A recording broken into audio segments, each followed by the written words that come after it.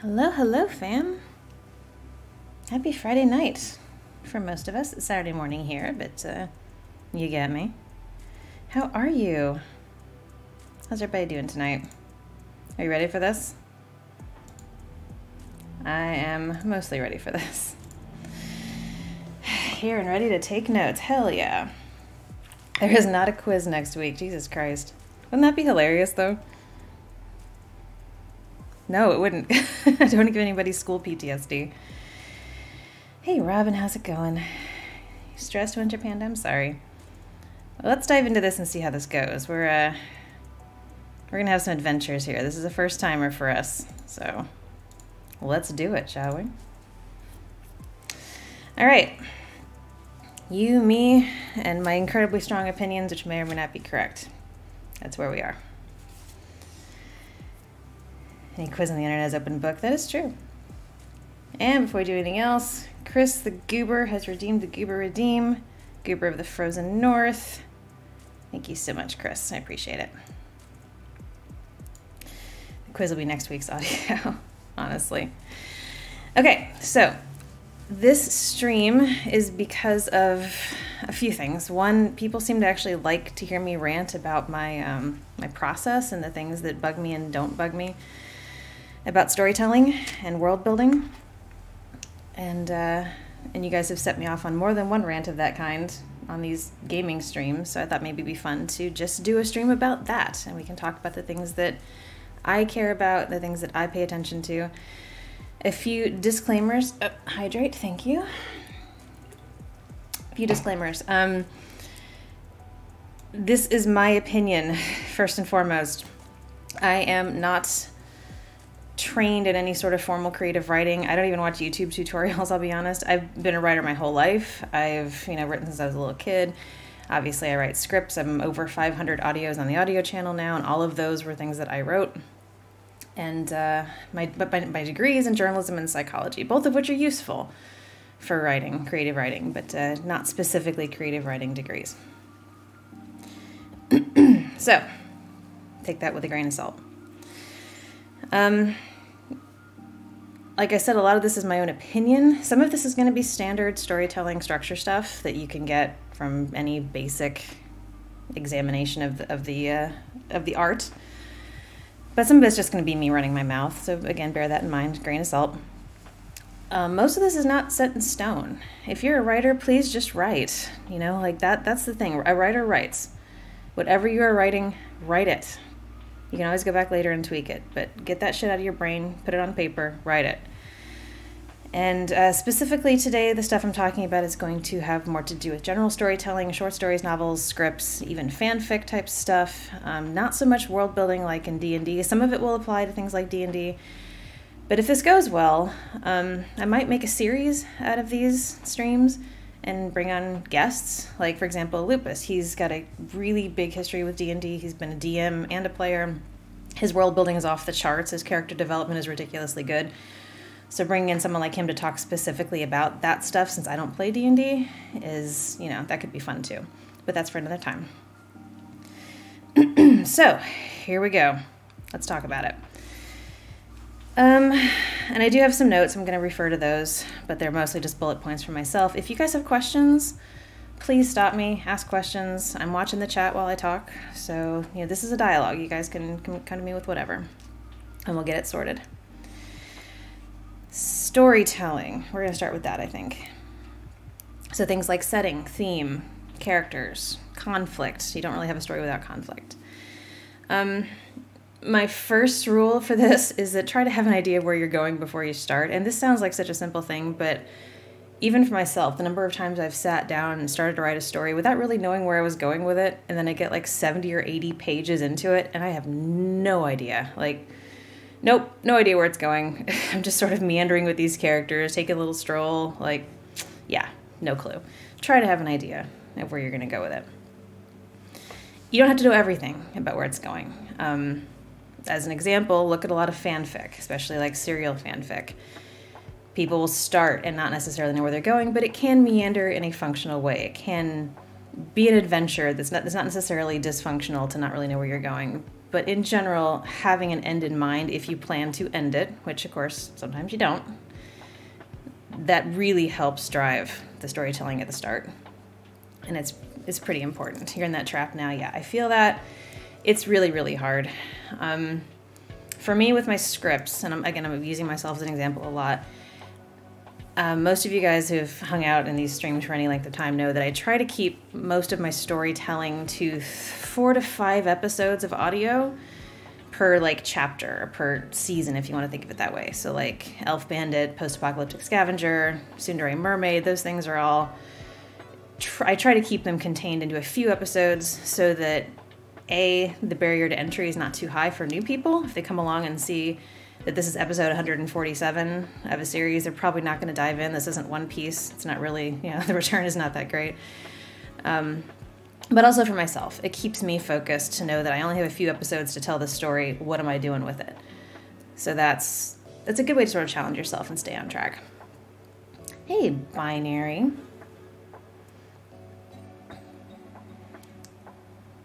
More like guidelines and actual rules. Yeah. Exactly. Let's see where this leads us. Yeah, I mean, pantser versus outliner. Pantser? Not sure what a pantser is. I will say this. My whole life, I was always the kid that was really excited when the teacher assigned a writing project, an essay or a story or anything like that. I lost my shit. I was so excited about it. I also never understood the point of multiple drafts. It's taken me a long time to get that, because when I was a kid, if I could write something right the first time, I would just do it right the first time. And I've had points taken off of assignments because my final draft wasn't that different from my first draft. And that always baffled the shit out of me, because I'm like, what should I change? If it's already good, what's wrong with it? So, hey, Binary.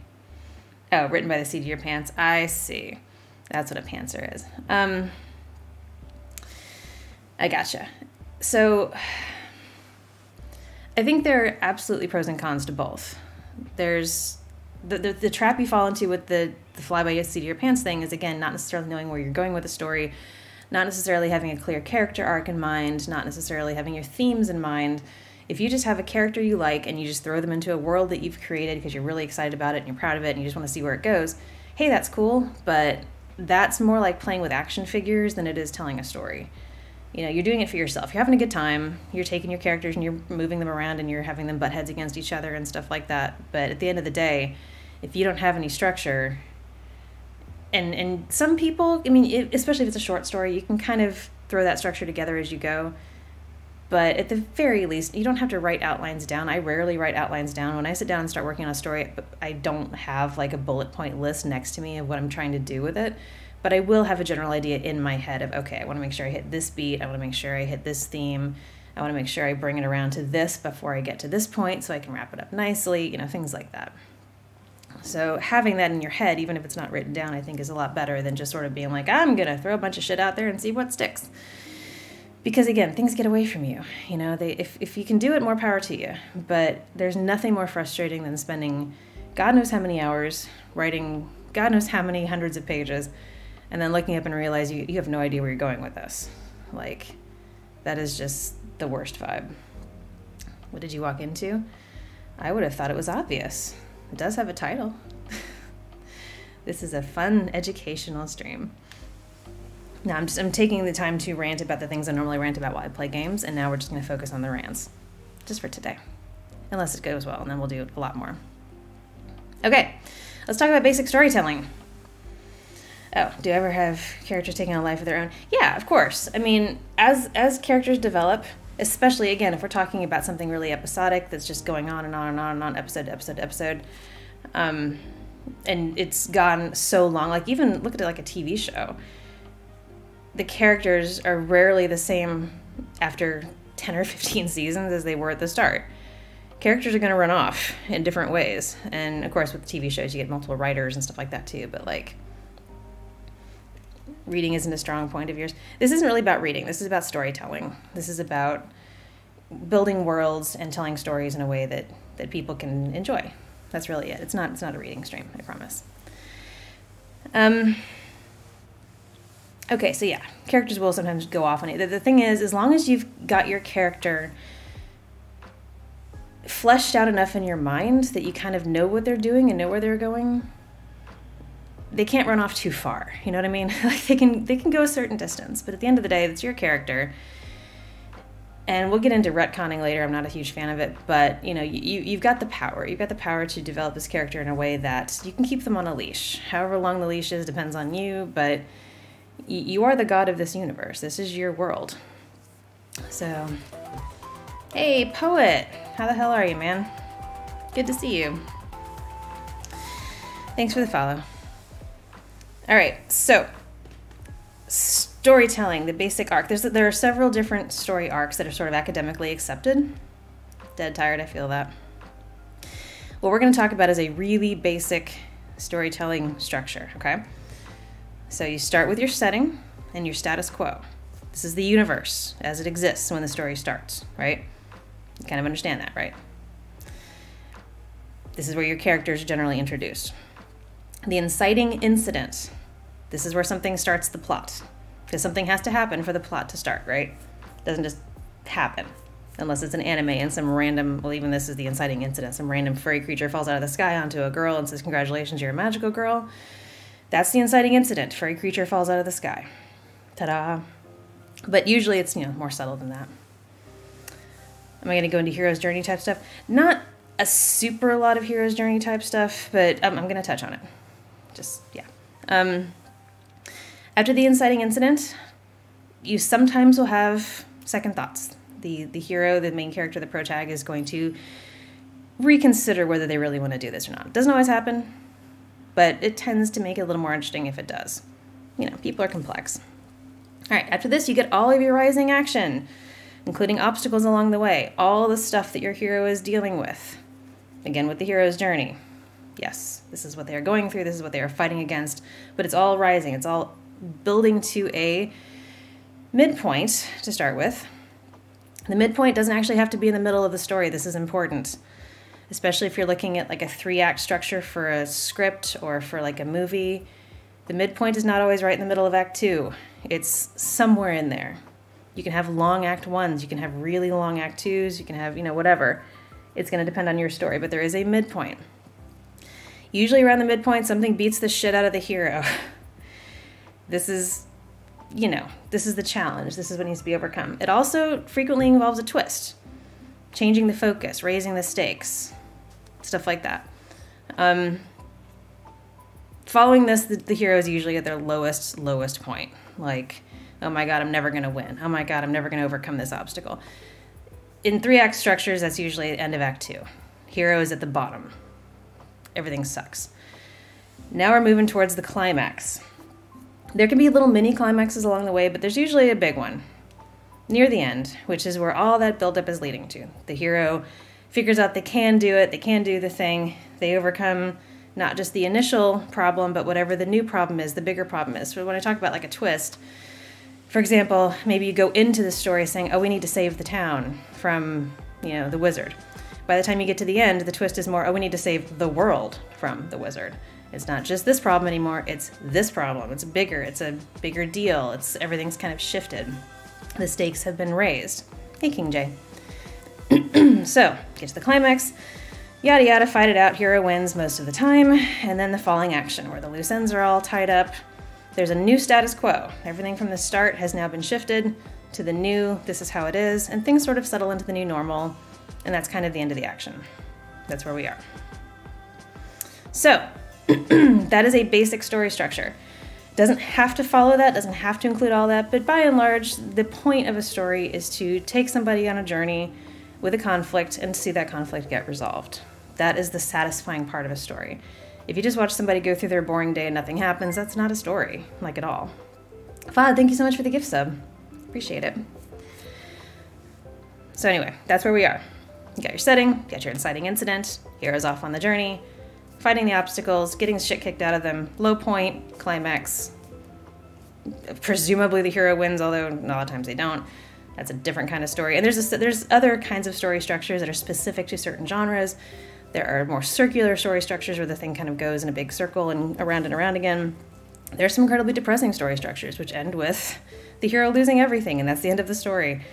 If that's the kind of story you want to write, go for it. Just bear in mind, it's a much more narrow audience than something where the hero wins. Because in the end of the day, stories are an escape, right? We're trying to get away from our everyday lives. We're trying to get away from the mundane bullshit, the crap, the things that weigh us down, and escape into something a little more fun. And you guys have heard me say before, if you've been here at all, that when I watch movies, I don't like to watch movies that are going to beat the shit out of me. I don't want to watch movies that leave me feeling sad, depressed, gross, miserable. Like, if I'm going to spend my time, invest my couple of hours into watching a story, I want to feel better when it's over than I did when it started. It doesn't have to be happy all the way through. There can be a lot of really sad, really down moments, although I'm not there for any sort of, like, harm inflicted on animals or anything like that. But, like, it can have incredibly strong conflict. It can have very low moments for the heroes. But when it's over, I want it to end on a high note because I am giving my time. I'm escaping into this space.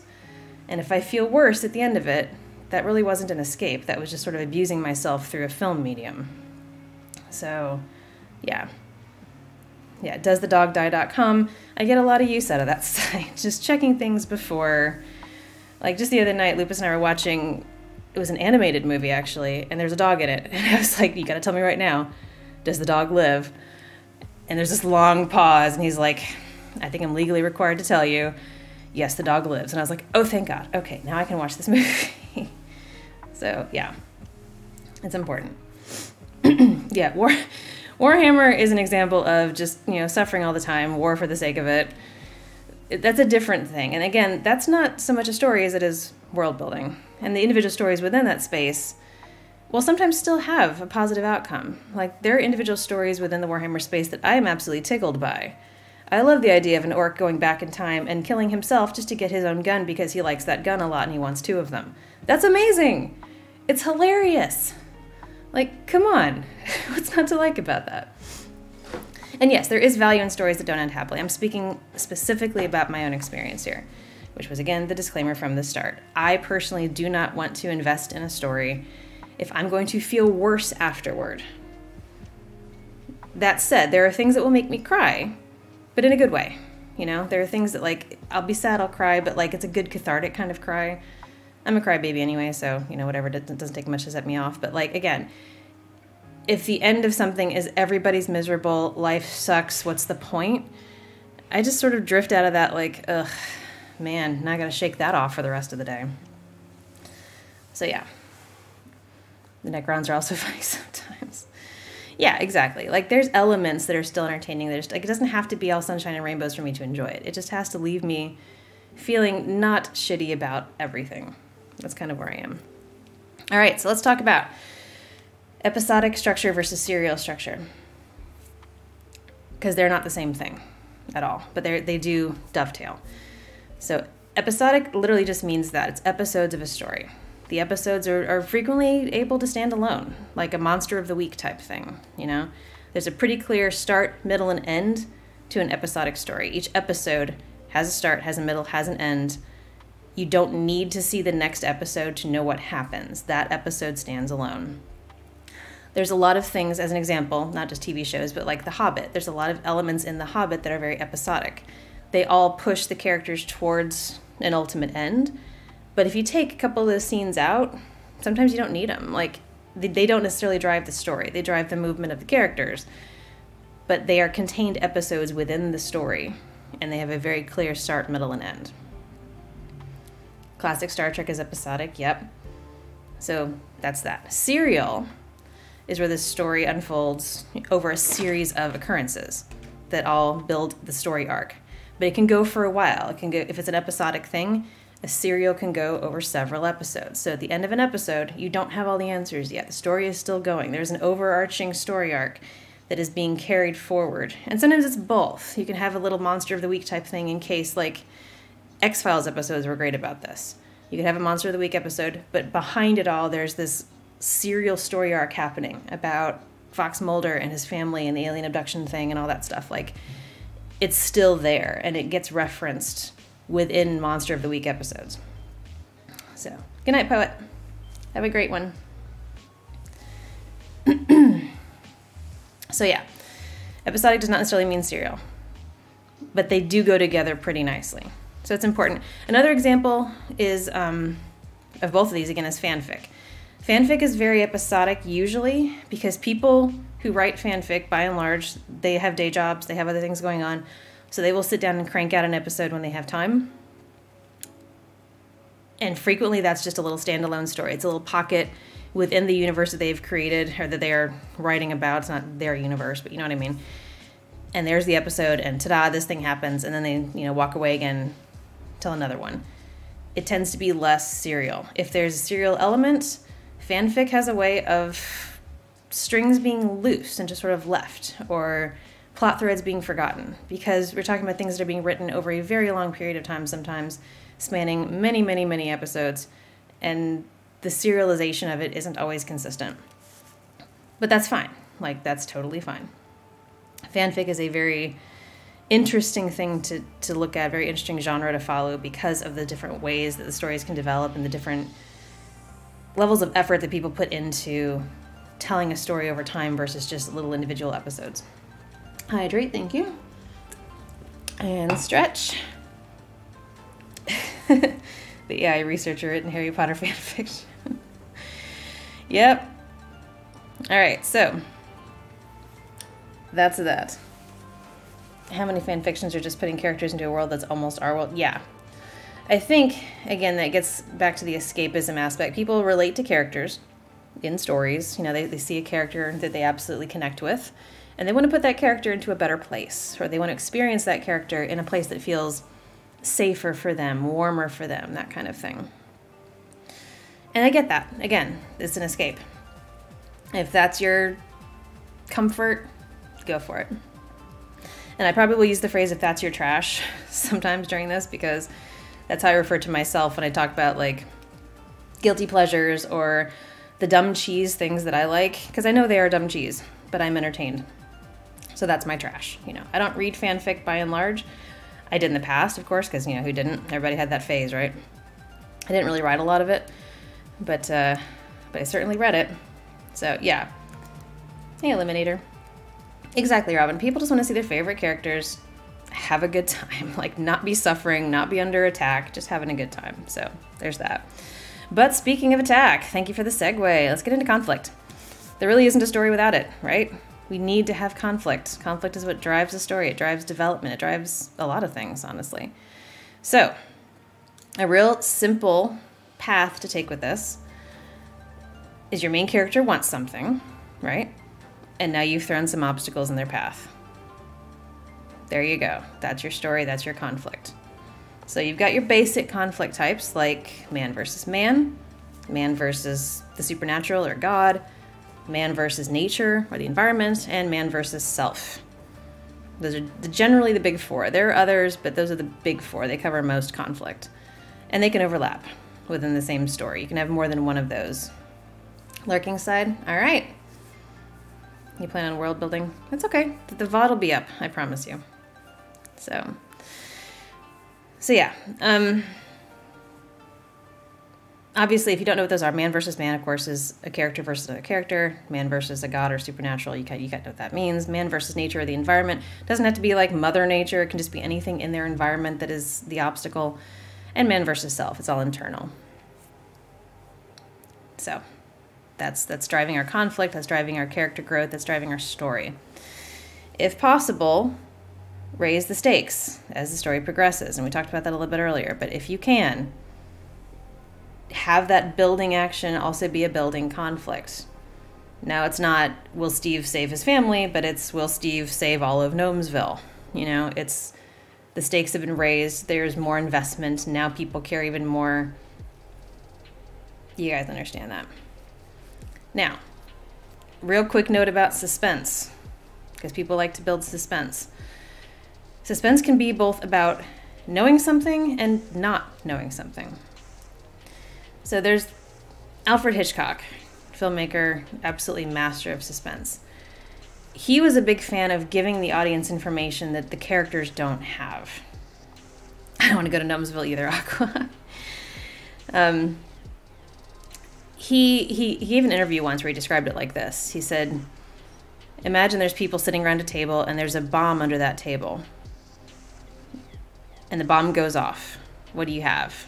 A few seconds of shock. You know, the bomb went off, boom, shock. But now let's say you've got these people around this table, and there's a bomb underneath the table that's set to go off in 5 minutes. The people at the table don't know it, but the viewers do. So now that you've given the viewers that information, now you've got suspense. Will the people at the table figure out there's a bomb? Will they understand what's happening to them before it's too late? Dramatic irony is a different thing. Right now we're talking specifically about suspense. Irony, you know, by definition is the saying of one thing and doing another, kind of like in general. That's, don't even get me started on irony. Even the definition of irony has evolved and I hate it, but are you talking about Steve? Steve is dramatic irony? Yeah, maybe that. But specifically with suspense, you've given the audience information the characters don't have, and therefore suspense builds. Another good example is The Room. Is it The Room? No, The Rope. Whichever one, the Hitchcock one where there's literally a steady cam shot the entire show. There's no cuts except for when they have to change the film. And there's a body in a box the whole time. If you haven't watched it, I think it's called The Rope. Yeah, or just Rope. Yeah, it's been a long time. I took a film class in college and we watched that. If you haven't watched it, it is incredible suspense building. Yeah, The Room is very different. I know there's actually a few different movies called The Room, but I know that's the one everybody goes to. So, and I haven't seen it and I choose not to. You can't make me. This has been so memed. It's been memed to death, you guys. Jesus Christ. But yeah, Rope. It's fascinating because it's literally just a real-time shot of a party happening while there is a body in the room and people don't know it. You missed the first 20 minutes of Rope? Well, yeah, then you wouldn't understand what was happening. But it's really cool. And you can tell when they have to change the film because they basically zoom in on somebody's back and then zoom back out again. So they're trying not to make it a cut. It's not really a cut. It's just, we got to change the film, you guys. We got to do this. Otherwise, there are no cuts. It is just a steady, long take of this party unfolding while there is a body in the room. It's really good. Strongly recommend. By the end, you are so goddamn tense about what's going to happen. And all it is people having a party and you know something they don't. So it improved the experience. Huh, interesting. Yeah, it's a really cool concept. It's such a simple thing, which Hitchcock was really good at. But that sort of thing builds so much suspense. And it has a lot to do with trusting your audience. But the same thing can go with not knowing something. If you give the audience all the information, then sometimes there isn't enough suspense because they know it all already. You know what I mean? Like, sometimes it helps for them not to know that there's a dragon in the next room waiting to eat the party. You know, maybe knowing is fun because then you're like, oh, the party doesn't know the dragon's in there. But also, sometimes it's fun to surprise the reader too. You know what I mean? Like, you don't have to give them everything. You don't have to handhold them or spoon feed them everything. Because you can trust them. You can trust them to enjoy and extrapolate and understand and make their own guesses and draw their own conclusions. And if they're wrong, they're wrong. But if they're right, boy, are they happy about it. Google says what I'm talking about is called dramatic irony. Huh, interesting. I've never heard it called that. Again, I have not taken any classes in creative writing. This is just my opinion. And I will say that if we're going to get pedantic about terminology, there's really not a lot of point to this, you guys. I'm not a teacher. I have taught in the past, but not this. So if it's called dramatic irony, that's cool. That's awesome. But if we're going to get bogged into the weeds of what these concepts mean or what the names are, what's the point, right? Is there a point? All right. And again, there are lots of amazing YouTube videos out there, tutorials on writing. If you would like to watch people who are actually teachers, who teach writing, who teach storytelling, there are some great ones. Like I said, I don't generally watch them, but I've seen some great reviews of them. Go for it. Just trying to be clear. That's awesome. If you're coming from a place of knowledge and you've got that information, that's great. But this is not going to get very far if we're going to fixate on terminology. It's just not. Like, this is just me meandering about how I write scripts, how I tell stories, the elements that matter to me. And again, your mileage may vary, and specific terminology I don't tend to get bogged down by. Plus, the few things in college that I did learn specifically about storytelling, I had professors that wouldn't even agree on what stuff was called. So it's just you kind of get more focused on how does this work, or what is this mechanic, or whatever. So, and yeah, for suspense, like a lot of times our own imaginations can go a lot further than what's actually on the page or actually on the screen. It's the whole, like, not being able to see what's under your bed is scarier than actually being able to see it. Like, whatever you're imagining is probably worse than what's actually there. And it's, especially when you're a kid, and there's nothing under your bed. But the more you think about it, the more you imagine, the more you let those thoughts run away with you, the scarier it is. The more scared you get, because it's entirely in your head and you're letting your brain do all of the work. Some of my favorite horror movies are the ones where you never see a monster. The monster kind of ruins it. Because then it's like, oh, that's what it looks like. Okay. And it just kind of takes the fun out of it. So yeah, that's a very, very, very, like, I'm a big fan of that technique, especially for visual media. Audios and stuff, obviously, it's a lot tougher because unless I'm describing something to you so you can picture it, you're not really going to see a damn thing anyway. So... especially when the effects can't keep up with the atmosphere. Yeah, exactly. Like, there's only so much we can do with the effects. And honestly, we're so creative as a species. We can come up with some of the worst things that don't even exist in nature. We can still imagine it, and then imagine it ripping our faces off.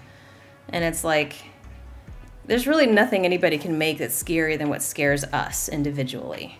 Because we're all different. And it's almost like Monsters, Inc. Like, who's your monster? What are you most scared of? And that's so much, like, that varies so much between people. Yeah, scared of the unknown is such a natural human, like, I guess it goes all the way back evolutionarily to, hearing a rustling in the bushes. You don't know what's there, but it's probably not a good thing.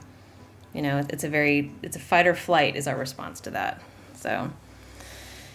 okay, now we're going to talk about dialogue a little bit, because this is a real pet peeve of mine. And you guys, if you've, again, hung out with any regularity, you know this. Let me just steel myself a little bit for this one, because, God, I hate this topic. Okay, writing dialogue.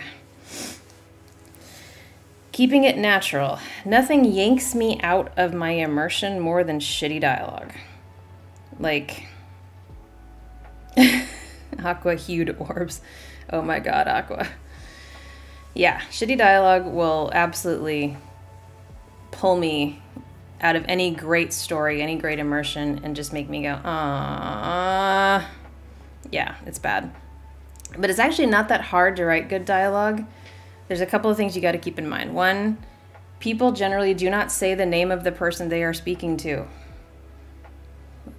Almost ever, unless they're trying to get their attention. And even then, sometimes it's just, hey, you, or hey, or come look at this, or whatever. Dialogue that goes real hard into using people's names, like, gee, Bob, did you hear about that thing that happened, Bob? Oh, Bob, I don't know. Like, stop. People do not talk that way. They just don't. When you're talking to somebody, you don't say their name. It's a simple, simple rule, but it's such a big thing for immersion. Also, do not do an info dump of things that these people are already expected to know. And we'll get into that a little bit with exposition dumps and continuity. But, like, if you have created this universe in which these people live and they are talking about something that they are both understood to already know, it is clunky, it is awkward, it is unpleasant. What do you mean? Re? Yeah, as you all know, is an absolutely useless phrase. It's the worst. It's clearly an exposition dump. It's clearly, and it's almost insulting to the reader, because you can get that information to them in lots of other ways. You don't have to just barf it on them through a dialogue line. Like, that's, yeah, as you know, or it's like we talked about earlier, or something like that. Like, fuck off. No, it's just, that's not how people talk. Specifically for one-sided audio scripts, don't have people repeat questions back when they answer them. Please, for the love of God. I will absolutely throw myself on the ground and beg, do not do this. you can infer what a question is based on the answer. It does ruin so many audios. It's so frustrating. And I don't even listen to audios anymore. When I started my own channel, I pretty much stopped listening to other audios, in part because now that I do this, I'm listening to myself all the time, and in part because I just don't want to be influenced by it at all. But before that, I did listen to audios, and holy shit. It's like, are you kidding me? Aqua. Aqua with the definition of a chair, just in case anybody doesn't know what that is. What a fun exposition dump. But yeah, so if somebody, and I always give this example when I'm talking about specifically writing audios, if the listener is asking me how my day was, that's the dialogue that is implied. The listener says, how was your day? Obviously, you're not going to hear that because you as the listener are the listener. You are not speaking. I am pausing, waiting for you to speak. My response to that is not going to be, oh, you want to know how my day was? Oh, it was fine. I don't have to do that. Like, you don't have to handhold your audience to that level to convey what's being said. And it's just so incredibly awkward and unnatural. That's not how people talk. What you say is, long pause for the question, and then, ugh, my day sucked. My day absolutely sucked. How was yours? Or, my day sucked. Thanks for asking. How was yours? That way the listener knows exactly what was asked without having to be spoon-fed. It's the worst. Yeah. Yeah. Putting that out there, repeating questions, putting out information that everybody in the universe knows, all of that stuff is just unnatural. And if you catch yourself doing it, that's a good way to sort of like challenge yourself, test yourself to not have to rely on doing that to get your point across. And if you do have to rely on that to get your point across, then maybe your point is too complicated, or maybe you're trying too hard with something. My day was great. Yeah. Yeah, the one-sided dialogue format is very, very challenging in that regard.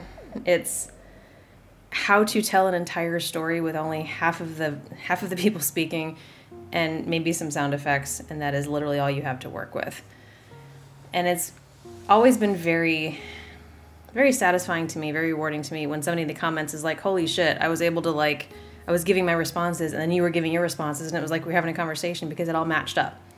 Because that means I did my job well. That means I actually conveyed the entirety of a dialogue that someone was able to follow and respond to appropriately with just my side. I like that. Do I write out generalizations what the listener should be saying? No, it's in my head.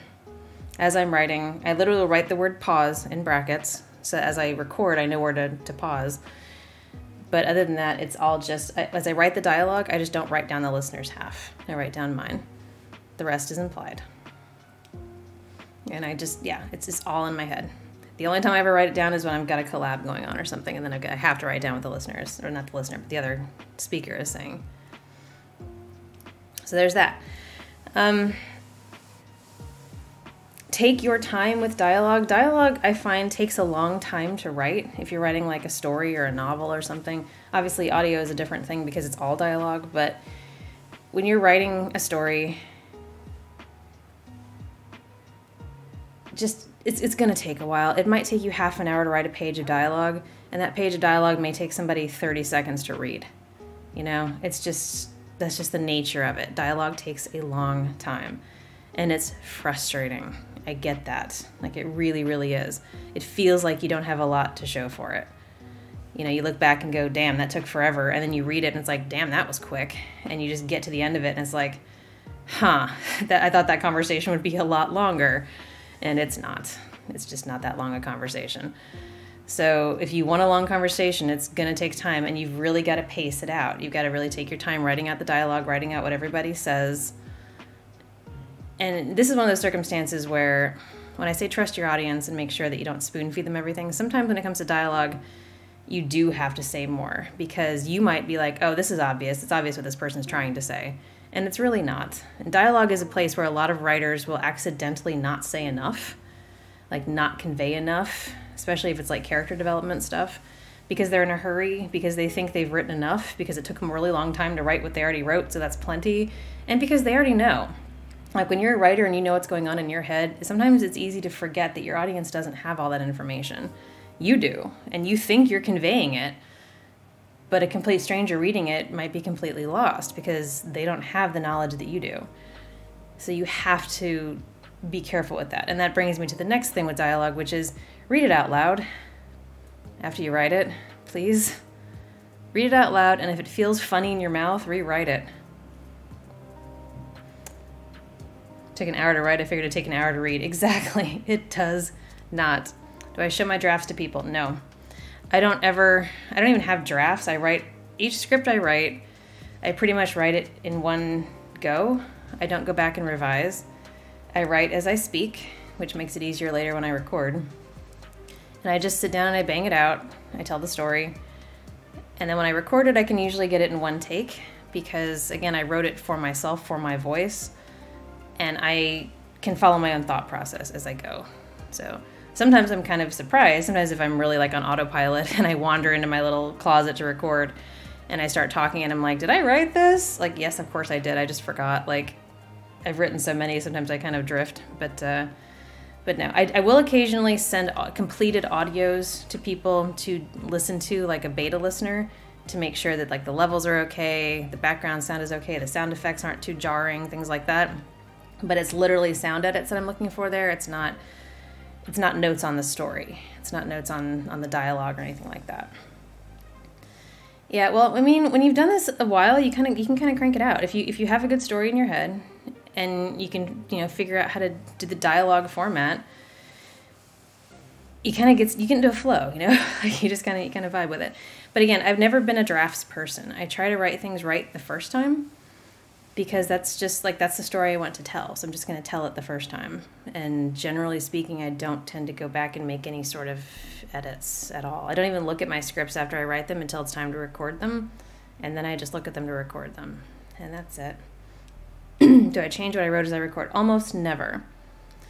Once or twice there's been a time where as I recorded something, I realized it's a little clunkier than I thought, like the phrasing is a little off, so I might do a second take. Like I don't pause the recording, I just take a breath and do it again with a slightly different wording, but I'm talking like 1 or 2 words tweaked tops. I don't do on-the-fly edits while I'm recording. The nuances and the sweetness goober audio? You mean like the tones of voice, the different ways I say sweetness and goober? Well, mostly sweetness. That one was just, how many different ways can I say the word sweetness? How many different ways can I apply it? And it's kind of fun to like think about the different contexts in which you could be like scolding someone or praising someone or calling for someone or laughing with someone or whatever, and still using the same word. It's kind of like dude, like there's different ways to convey things with the same word, and it's all tone of voice. So yeah, dude is a very versatile word. So yeah, absolutely take your time with dialogue and read it out loud after. And in general, get feedback, and we'll come to that. Dude. Fuck is also a very versatile word, but for family-friendly audiences, which I do not curse on my YouTube channel, the worst things I say are things that would be completely okay for like TV and radio. Like I follow the basic obscenity rules, American obscenity rules for broadcast media, just in case. You never know. All right, so that's dialogue.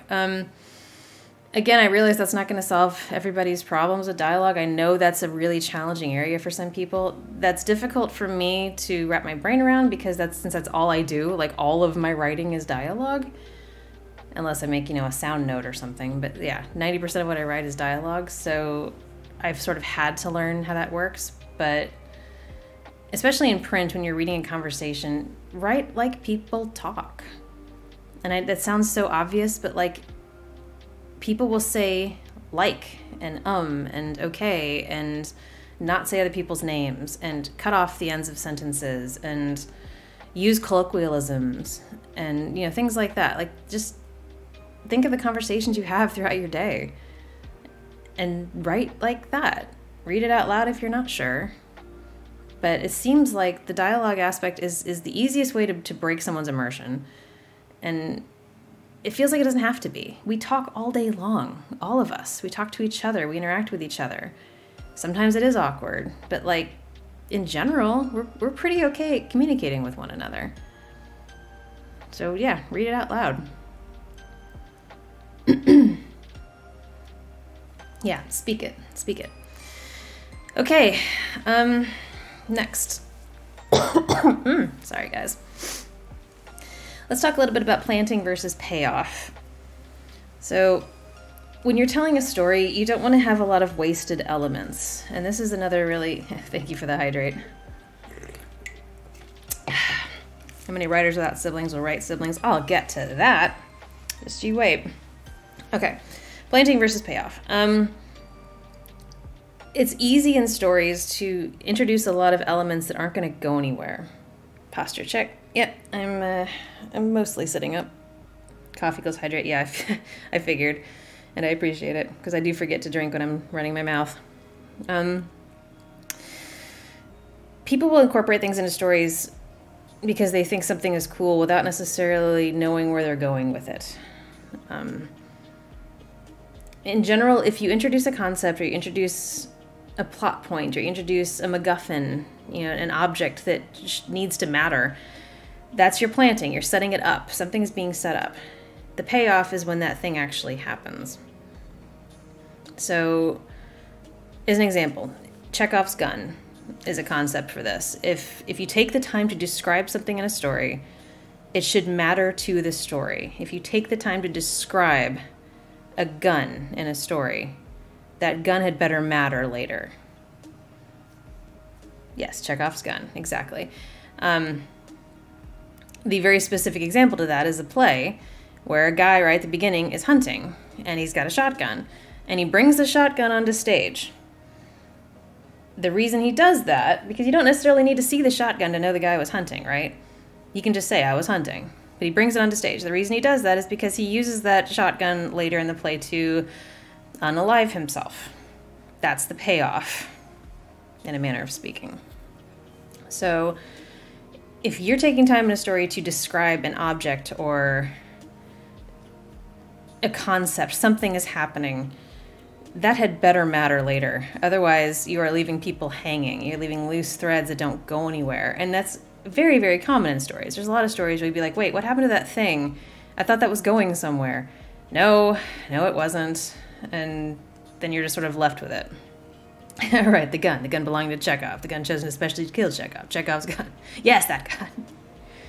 Pull the lever, Kronk.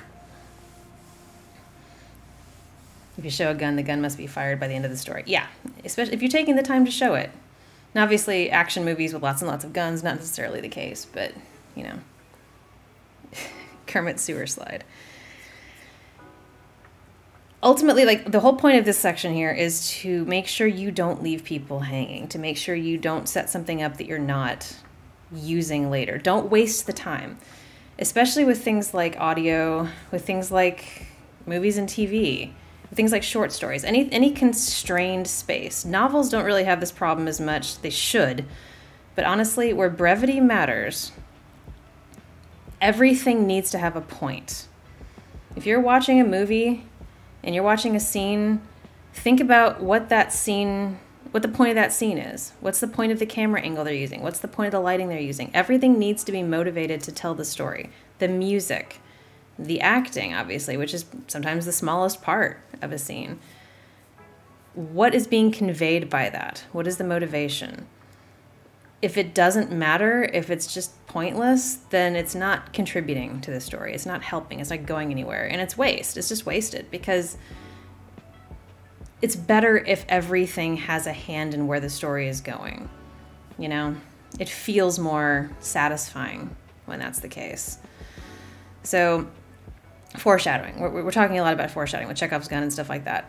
So you hint at something down the road, showing the gun or mentioning some off-screen character that we haven't seen yet, or making a joke just to haha, I'm glad that didn't get to me, haha, and then later it does get to him. Foreshadowing is a really, really, really good way to take a through line through your story, Bonus points if people at the end go, oh, that's what you meant. Like, it doesn't always have to make sense up front. You don't have to spoon feed it and be like, this will matter later. Like, you don't have to do that. Just hint at it. And then later when you bring it back around, people can go, ah, there it is. That's what I was waiting for. That's the satisfying thing. Like, they don't even know they're waiting for it sometimes, but then you do it and it's like, ah, it all makes sense. It's Leonardo DiCaprio pointing at the screen. It's, yeah, that's it. It's rather interesting how much this advice applies to writing. Yeah, writing in general, a lot of these same themes apply. I'm trying to specifically address, storytelling, but yeah, writing in general, 100%. If the payoff doesn't go as well as you want it to, would you have to just ditch the plant earlier or force it as much as you can? It kind of depends on, that's a very case-by-case thing. In my case, I tend to err on the side of very subtle on my plants. So a lot of times people don't even necessarily pick up on it. And that's okay, because it's not super important to the plot when I do it super subtly. Like, it's there.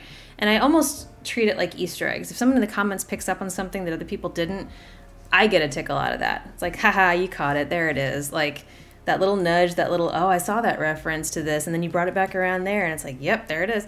But it's not necessarily, like, I try not to hinge too much of that sort of thing, just in case somebody misses it, or just in case, like, it's not going to be one of those things, like, if you don't catch it, you don't get the story. You know what I mean? Like, if you are trying to really make something matter, and by the end you're just kind of wrangling it, I would probably go back to the start and adjust it there, because the outcome, what you're trying to achieve with your outcome, if you know where you want it to go, it's usually easier to start, to mess with it at the start than it is to mess with it at the end. If you have an outcome in mind, and this is where you want it to take the reader or the listener, hold on to that. Like, that's your story. That's the arc of your story. So go back and reestablish how you introduce it, reestablish your setting, tweak it on the front end to get that result that you want. Because I personally find it a lot less satisfying if I have to tweak my endings. I don't like doing that. If I have my heart set on an ending, that's how I want it to end. That's where I want it to go. So if you must tweak it on the front end. But generally speaking, like, it shouldn't be a make or break thing. The foreshadowing is like seasoning on a meal. It doesn't have to drive the entire plot. It doesn't have to drive the whole story. It's just a little extra tickle of, it's that little moment. And honestly, it's almost a gift to the reader, because they catch it and then they feel like they picked up on something. They're in on the secret. It's a nice vibe. It's a nice inclusion. And for those that don't catch it, it's not a big loss, because they're on to other things. Okay, so we talked about that. Yeah, watch the heavy-handedness of your foreshadowing. You don't have to put a big neon sign on top of something and say, this is going to be important in the third act. Like, just don't, please. Please don't do that. It's not important. And again, with planting and payoff, a lot of it comes down to balance. Being able to take elements from early in the story and make them relevant later. But if you rely too heavily on that, then obviously there's no balance. You have to balance your story out a little bit. Not everything can be clever asides and little hints and, everything has to be right. Like, it doesn't have to be like that. Too much of anything is bad in writing, honestly. Like, too much of anything is bad. And you don't come across as more clever by doing it. You come across as kind of a pretentious asshole when you do too much of that sort of thing. So yeah, it's something to notice on second viewings. Yeah, exactly. When you're able to go back and be like, oh, that's what they were talking about. Like, sometimes it's so incredibly subtle. And there are several shows I can think of that are sort of like that. The Good Place is a really good example.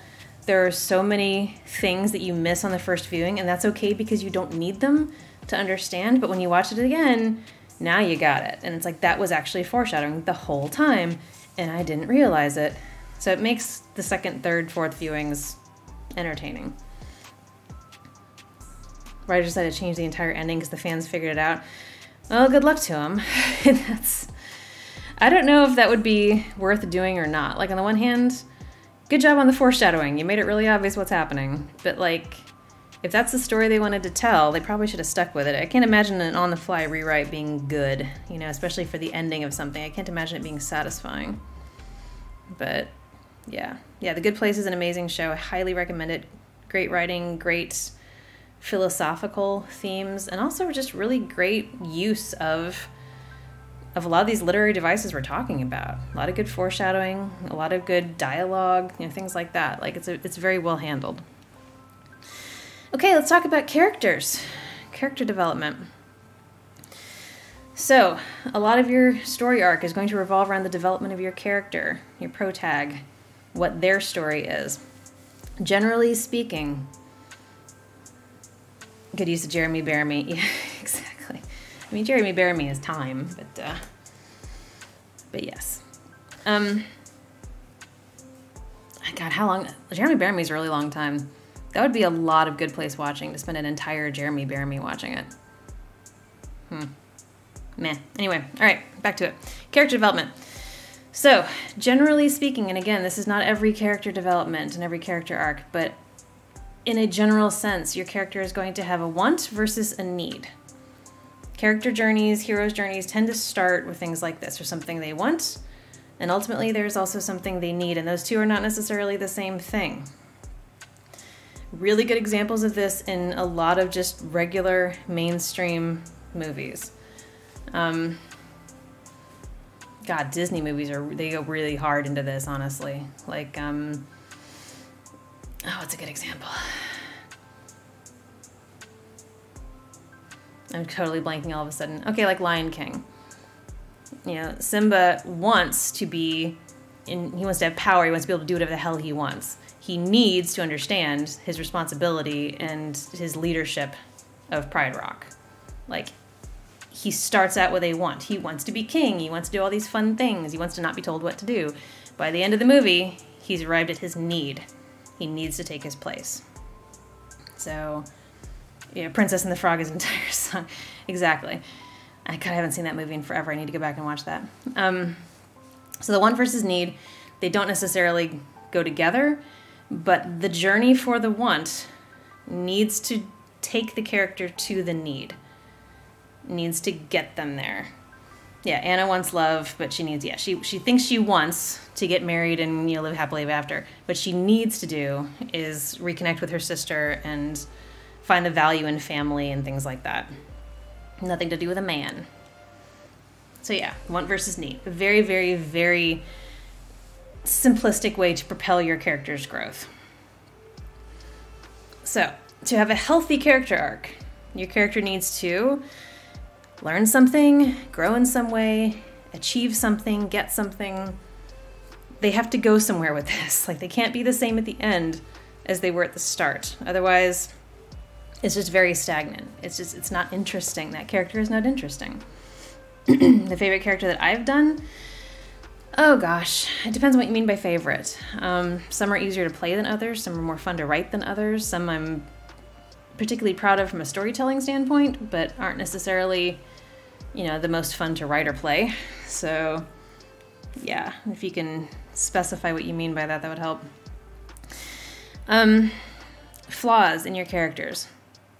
Flaws are important. What's interesting about a perfect hero with no flaws? Absolutely nothing. Nothing is interesting about that. But, that said, make your flaws matter. I'm not a huge fan of gratuitous and unmotivated problematic content.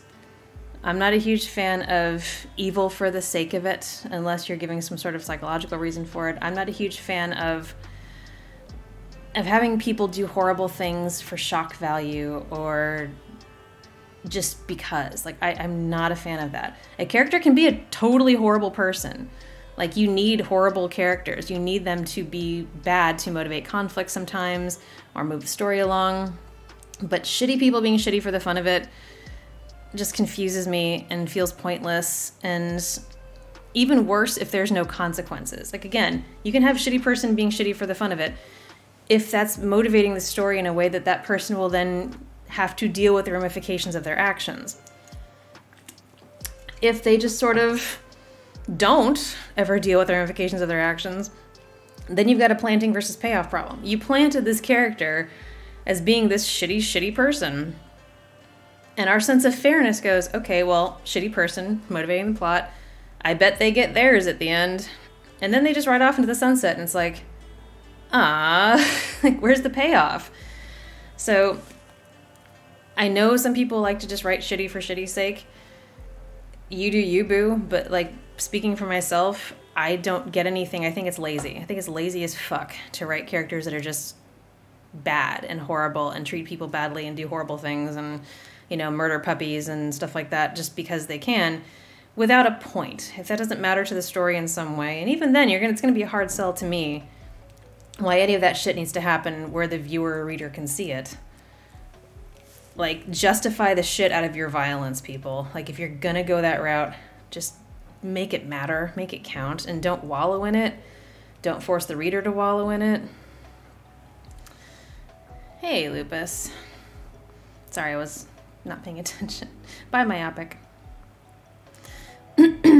So, flaws are important, but no worries, Green Forest. But be careful how you apply them.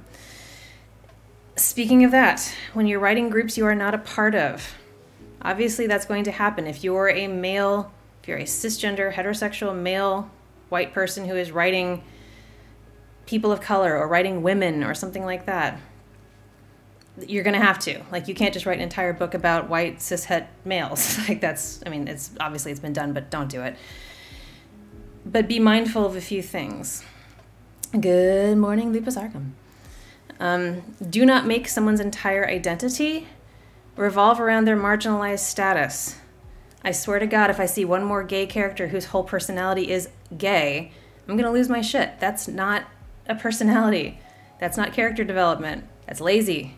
It's lazy and it's stupid. Don't do it. Second, sexual assault is lazy character development for femme characters. Again, if I see one more goddamn thing where a woman is strong because she was assaulted and therefore got stronger, fuck off. There are other ways to get strong, for one thing.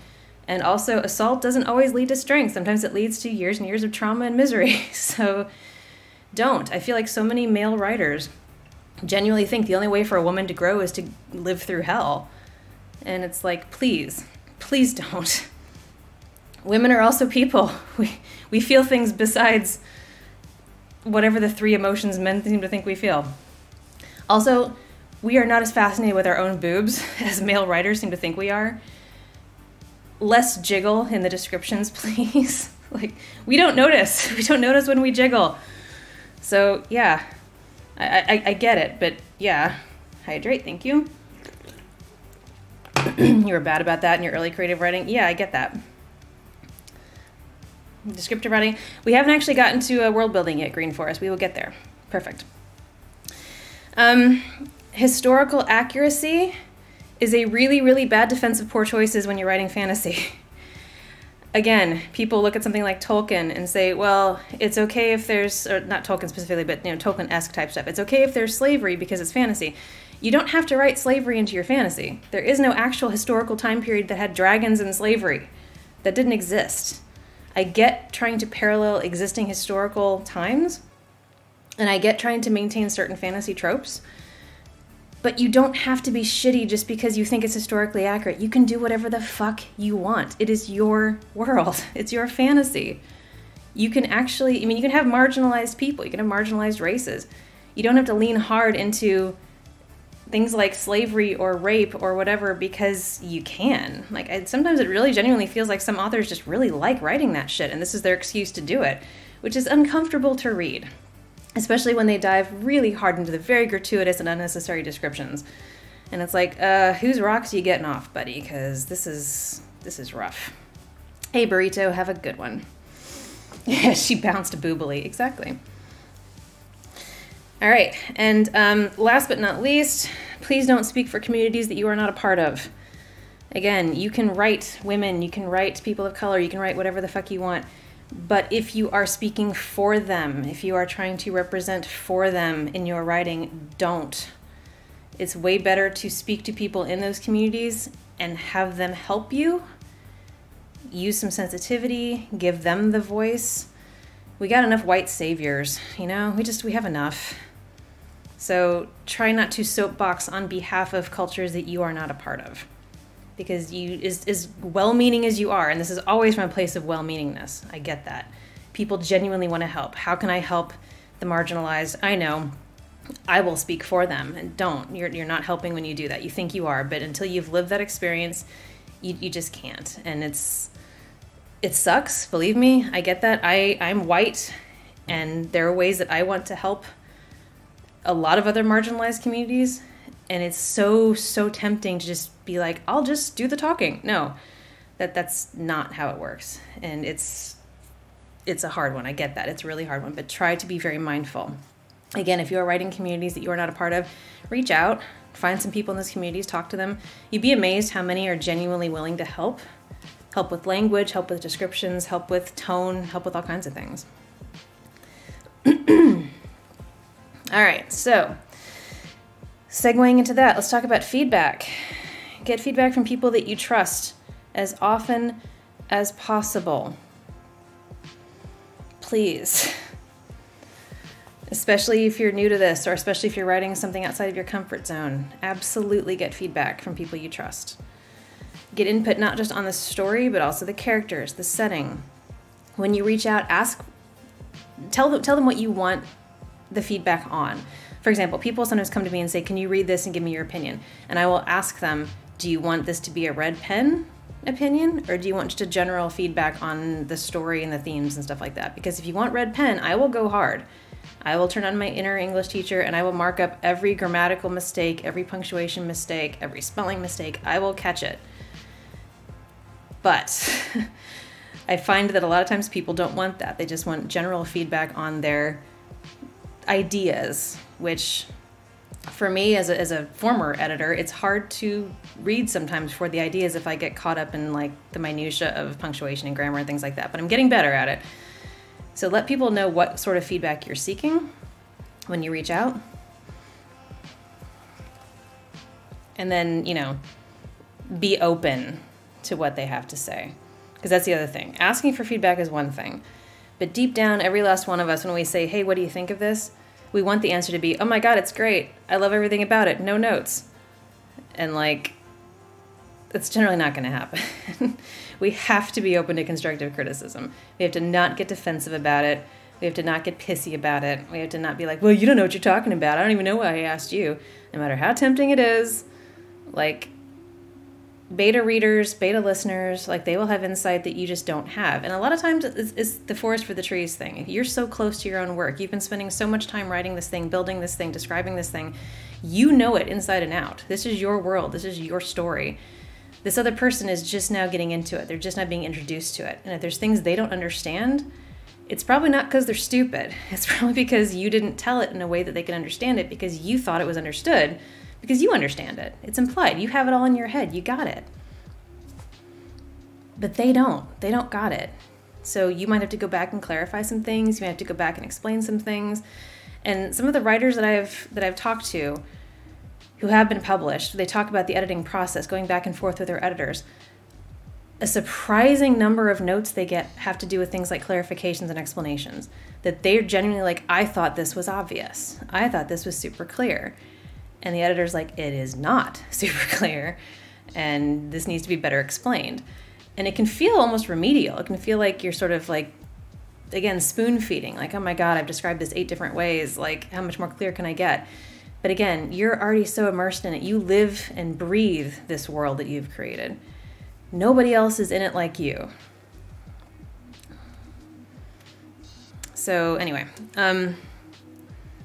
let's see. Green Forest, that's super cool. I'm not really talking about voice actors right now, though. This is specifically storytelling stuff, but I will definitely look into her later. Let's see. Oh, and obviously don't get discouraged. Even if the feedback is rough, even if it's stuff that you don't really want to hear, even if it's pretty comprehensive in the negative, none of this makes sense, don't get discouraged because you still have a story to tell. Sometimes it's just about having the words line up properly. The story is probably good. The bones of your story are probably good. And feedback is a great way to explore the things that maybe you didn't think of. And this happens to me a lot when I'm talking to my Olympian patrons, because once a month, my Olympian patrons, I do a one-on-one call with them where we talk about story ideas. They come to me with an idea for an audio, And I start picking at it, basically, for lack of a better word. I start picking at it. I ask a lot of questions. I ask about the world building. I ask about the story structure. I ask a lot of why. And they'll say, oh, this character does this. And I'll say, why? Why are they doing that? And part of it is so that I can write a script. You know, I can write a proper script. I can get into that world myself that this person has already kind of explored a little bit and write a proper script for it. But also, I'm approaching it as a listener. I'm approaching it as a first-time exposure to this world. Why? Why is this way? Why is this way? Like, I can't immerse myself without that information. And sometimes their response is, I haven't thought about it.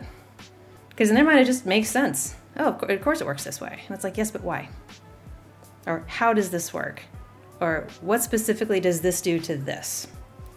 And I just sort of pick at the threads until I get all the answers I need to write the story. But it's amazing the number of times that the response is, I didn't think of that, or I hadn't thought about that, or wow, that's a really good question. I'll have to get back to you. Like, that sort of response, which is helpful. It's helpful from a storytelling perspective to have somebody go, okay, but why? Because then you're like, huh, okay. If you only exist in your own bubble, if nobody ever gives you any feedback, you're not going to grow as a writer. You're not going to get any better. You're always going to be at that same level, telling the same kind of stories at the same, ability, I suppose, and you're not going to get any better. Feedback is necessary. It sucks a lot sometimes, but it is super duper necessary. Okay, the last thing I want to touch on today for storytelling before we get into world building is continuity. For the love of God, know your story, please. I get so goddamn frustrated when I start reading something and then halfway through the story, it's like the author kind of forgot all the shit they established at the start and just take off with something else. And it's like, wait, please, please be consistent. And that's not just for plot. It's also for things like tone and theming. Tonal dissonance kicks my ass. If you can transition tone, that's one thing, but you better handle it well. You better transition your tone in a way that doesn't feel like whiplash to your readers.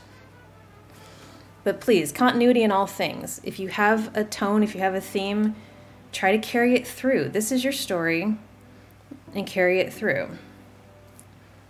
Green Forest happens to everybody, trust me.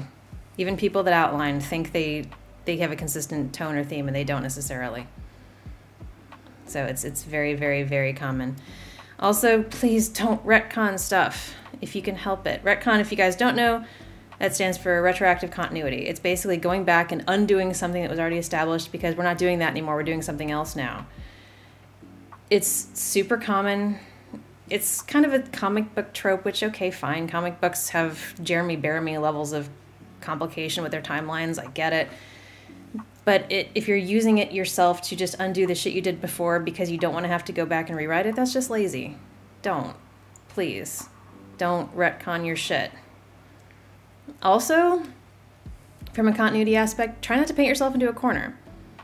If you're not sure how to end something, or maybe you need a break from it, you can leave it open-ended. You can have a cliffhanger. You can have a vague parting of ways.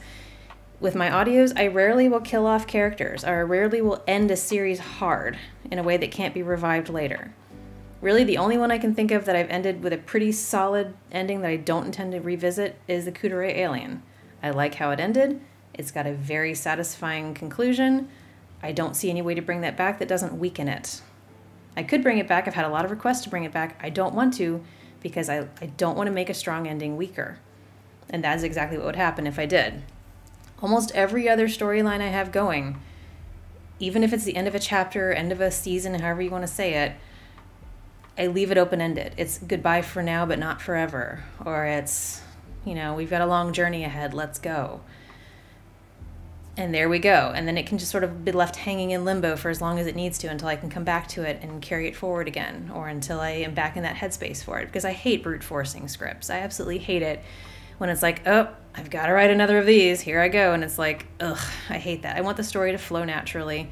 And I have a lot of one-offs that I've never done a second part to because I don't vibe with that. I don't feel like there's a second part waiting in the wings. If one suddenly occurs to me, yeah, I'll write it, but I'm not going to force it. I'm not going to sit there and go, well, this needs a second part, even if people are begging for it in the comments. And we've talked about before about the sentient mech, the injured pilot in the mech.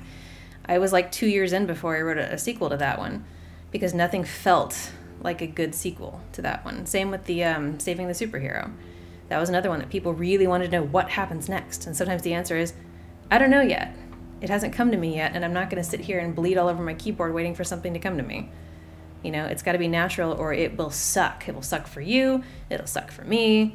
I've got to let it play out. Not getting down due to grammatical errors. I mean, it depends on if you're a non-native speaker or not. If you're a native English speaker, honestly, this is a hard one for me because grammar was always one of my favorite things. I mean, the thing about grammar is it has extremely established rules. And once you learn the rules, if you apply them, consistently, it's like learning a language. As long as you use it, it should stick with you. If you don't use it, or if you don't care enough to use it, fine. In my case, if I'm struggling, I will always, pull out one of my grammar guides or Google to see how does punctuation work in this country, blah, blah, blah. Like, I've learned in places like the UK and Australia, single quotes are used where double quotes are usually used in the US. There's different rules for punctuation inside versus outside the quotation marks, but generally speaking, the rules tend to work a certain way, like apostrophes. Apostrophes are never, ever, ever, ever used for plurals. Literally ever. There are no exceptions to this rule. Apostrophes are used for contractions and they're used for possessives. That is all. So if you see somebody using, has dogs and cats on a sign and they have apostrophes, that's wrong. Those are plural nouns, they're not possessives, they're not contractions. If there were exceptions to those rules, I would say, okay, yeah, I can see why it'd be confusing. But there are none. There are just that rule. And that's it. So the same goes for things like punctuation, like periods and commas in the United States, specifically. Periods and commas inside quotes. Periods and commas always go inside quotes. Literally always. If you see a period or a comma outside of quotes, it is wrong. Specifically in the US. Things like exclamation points and question marks only go inside the quotes if they are part of a quote. So if someone is asking a question in a dialogue, that question mark goes inside the quotes because that is part of what they are saying. If it is not part of what they are saying, it goes outside the quotes. It's just, to me, that's very logical, like it's almost mathematic. Step A to step B to step C. If this, then this. If not this, then not this, It's a pretty clear progression. But again, I can see how it can get complicated. And my best advice is just keep looking it up, keep the rules handy, check your work. If you're not sure, check it every time. And even if you are sure, check it. This is a lesson that I learned in J school because, journalism professors, I swear to God, they have a thing. They're very idealistic journalism professors. They genuinely believe that journalism should be pure and right and good and all that stuff. And 100% accurate. And we've talked before about the whole, if your mother says she loves you, check it out. My incredibly cynical journalism professor, who is a big fan of getting multiple sources for everything you say, including whether your mother loves you or not. Like, he's just that guy. He's very into getting sources, which is, generally speaking, very good advice. You want to back up what you are saying with evidence, with sources, with whatever you can. And that trickles down to me today. I do a shit ton of research, even for audios that really don't need that much research, because if there's an established mythology or an established universe, by God, I'm going to get it right. And I'm going to research the shit out of it. I'm going to have 47 tabs open about Greek mythology if I have to, just to make sure I don't miss a detail that somebody is probably going to pick up on because they love it even more than I do. You know what I mean? So in order to provide the best experience, I'm going to research the shit out of it. But that said, journalism professors also have a thing about perfection. And I've had more than one professor where if you got a single thing spelled wrong or a single punctuation mark out of place, you failed the entire assignment. Doesn't matter how good the rest of it was. I will tell you, you only ever do that one time. I spelled a word wrong. And it was a trap. It was on purpose. The sources that he gave us to draw from for these articles that we were writing had deliberate errors in them so that we'd be forced to check before we published. And if you were lazy like me and you thought, oh, this is probably spelled right, and you put it in your article, instant fail. So you do that one time, there's no argument about it, you fucked up, and you learn very quickly how to check everything ever, every time. And that's kind of where I am now. So purposefully wrong sources, purposefully misspelled sources. The information is correct, but again, this is why you need multiple sources on things. You might have an unreliable narrator, let's say, who isn't always giving you all of the information or the correct information. So yeah, it was a test and I failed. Never again. So yeah, if there's a specific area of writing that you are struggling with, whether it is, you know, crafting the story, whether it is character arcs, or whether it is grammar and punctuation, surround yourself with the tools you need to work on that. Surround yourself with grammar references, tutorials. I mean, there's almost no excuse to suck at something if you care enough to learn about it in this day and age because of the internet. There are YouTube tutorials for how to swap the filter on my vacuum cleaner, for Christ's sakes. So yeah, if you struggle with something, put yourself through some lessons, you know, go watch some tutorials, see if there's any mnemonics that might help you remember something a little better. But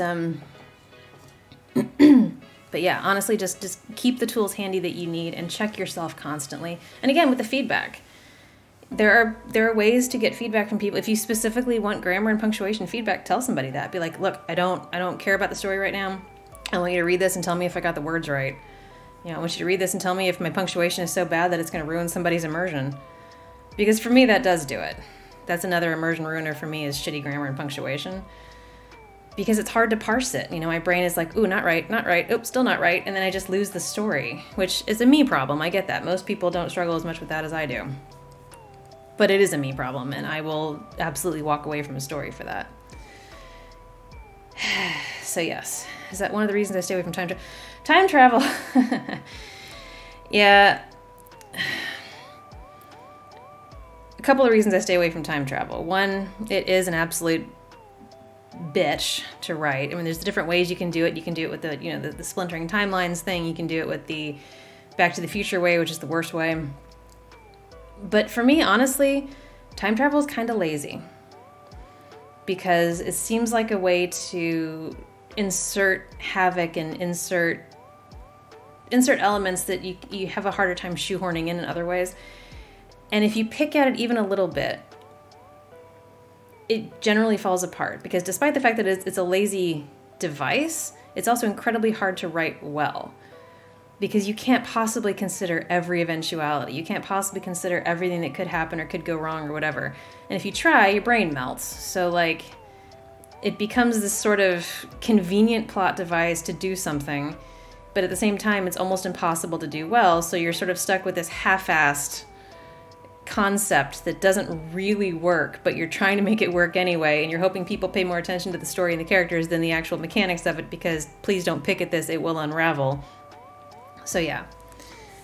Yeah, exactly. If you treat it like a magic school bus, hey, fine, have a good time. Go visit Van Gogh, whatever the fuck you want to do. Doesn't matter. But yeah, the continuity is too easy to fuck with, and the mechanics of it are way too easy to pick apart. So I don't like it. Because my brain will try to make it work, and I can't. You cannot make it work. Not in its entirety, but I will keep trying, and I will make myself nuts over it, so it's not really worth doing. Okay, so how about we get into some world building, you guys? Yeah, with Doctor Who, yeah, the characters and their adventures are the focus, not the time traveling. The time traveling is just a vehicle. Okay, stretching. Now, the world building I'm not going to go so hard into as I did with the storytelling, because I'm hoping to do more of these sorts of streams later, where we can get more into in-depth with things like world building, and even get into like the more D&D side and have guests on like Lupus who can help us learn these things a little better. But for now, in a general sense, we'll touch on some world building before we wrap this up. Jojo, hello, and Muffed. It's okay. You can be late to class if you brought an apple. Just bring an apple. You can come and be late to class. It's fine.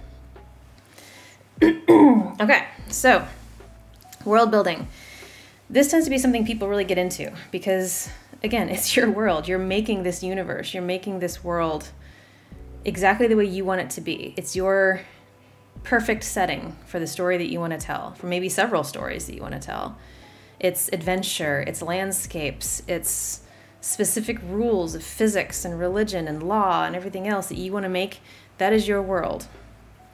So I get it. World building is amazing, and I love doing it. I absolutely love doing it. That said, please remember, the world is rarely the story. You probably think your world is amazing and captivating and just beautiful, and there's so much to it, and you really want to share all those details with people. But the story isn't the world. The story is the conflict and the action and the characters that are doing stuff. Lengthy descriptions of scenery are not the story. And yeah, you can spend a lot of time describing the scenery to get people into that place with you. If it's all in writing, if people are reading, or it's an audio, you can describe things in a way that put people in that space with you, so they're like, they have the right frame of reference. Like, okay, this is what we're dealing with. You know, rocky terrain, purple sky, whatever, it doesn't matter. But if you spend page after page after page after page describing your setting because you're just that in love with it, you're going to lose people. You know, you're not getting paid by the word, probably. So keep that in mind.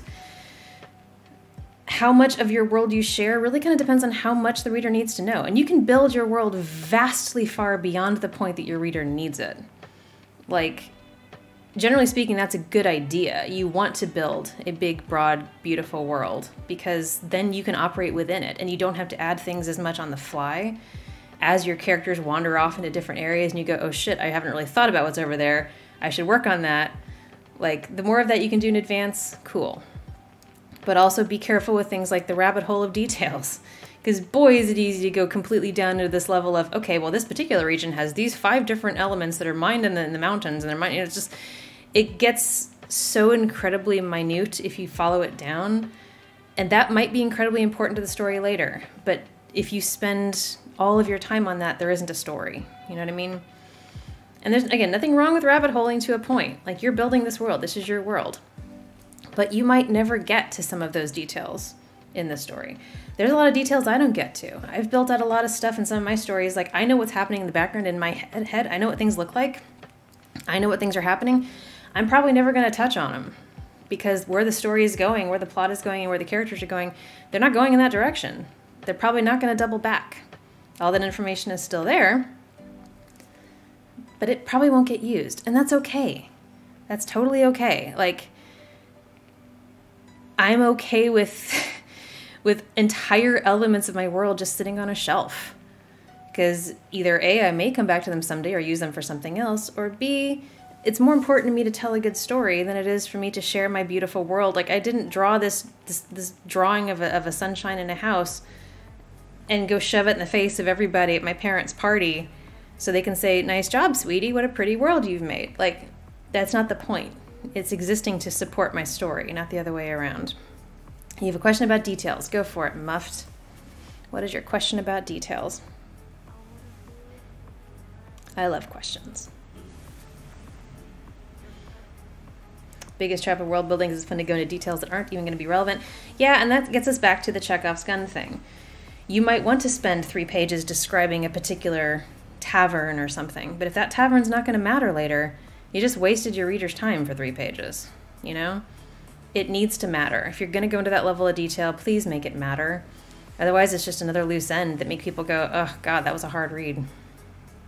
Hydrate, thank you. Yeah, Tolkien, I mean, I like Tolkien, don't get me wrong. I read the books long before I saw them. I still haven't seen the Hobbit movies, I'll be honest. I've seen parts of them. Did I see the first one? I might have seen the first one. I finally saw the Lord of the Rings movies last summer for the very first time. Of course, the director's cuts. But before that, I just had the books to go on. And yeah, there were moments where it's like, oh my God, will you get on with it? Like, it's a beautiful world, and I love it.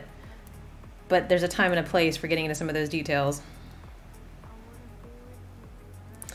Is this subjective? It's entirely subjective, Muffed. Sometimes, there's a lot of circumstances in which leaving out details actually really matters. Sorry, hang on one second. For example, I went to... I know, right? I didn't watch Lord of the Rings. I never had that much time to sit down and kill. All right, so leaving out details. There's a lot of reasons why you might want to do that. One, for the sake of suspense. If you want somebody's behaviors to be something that's a surprise later, or something that's a secret, or something that, you know, factors into the story, Absolutely don't show all your cards at the start. You don't need to do that. As far as descriptions of facial features and stuff, it kind of depends. Who's the audience insert? Every story's got an audience insert, the person that you're supposed to relate to as an audience. In, for example, the Twilight books, Bella Swan is the audience insert. They're expecting teenage girls and bored housewives to read these books, so therefore, the main character is the one you are supposed to identify with, and she is, by and large, extremely unremarkable. Dark hair, pale skin, and that's kind of it. They don't go into a lot of description of Bella Swan, because the point is you're supposed to map yourself onto her face. Hey, thanks for the follow.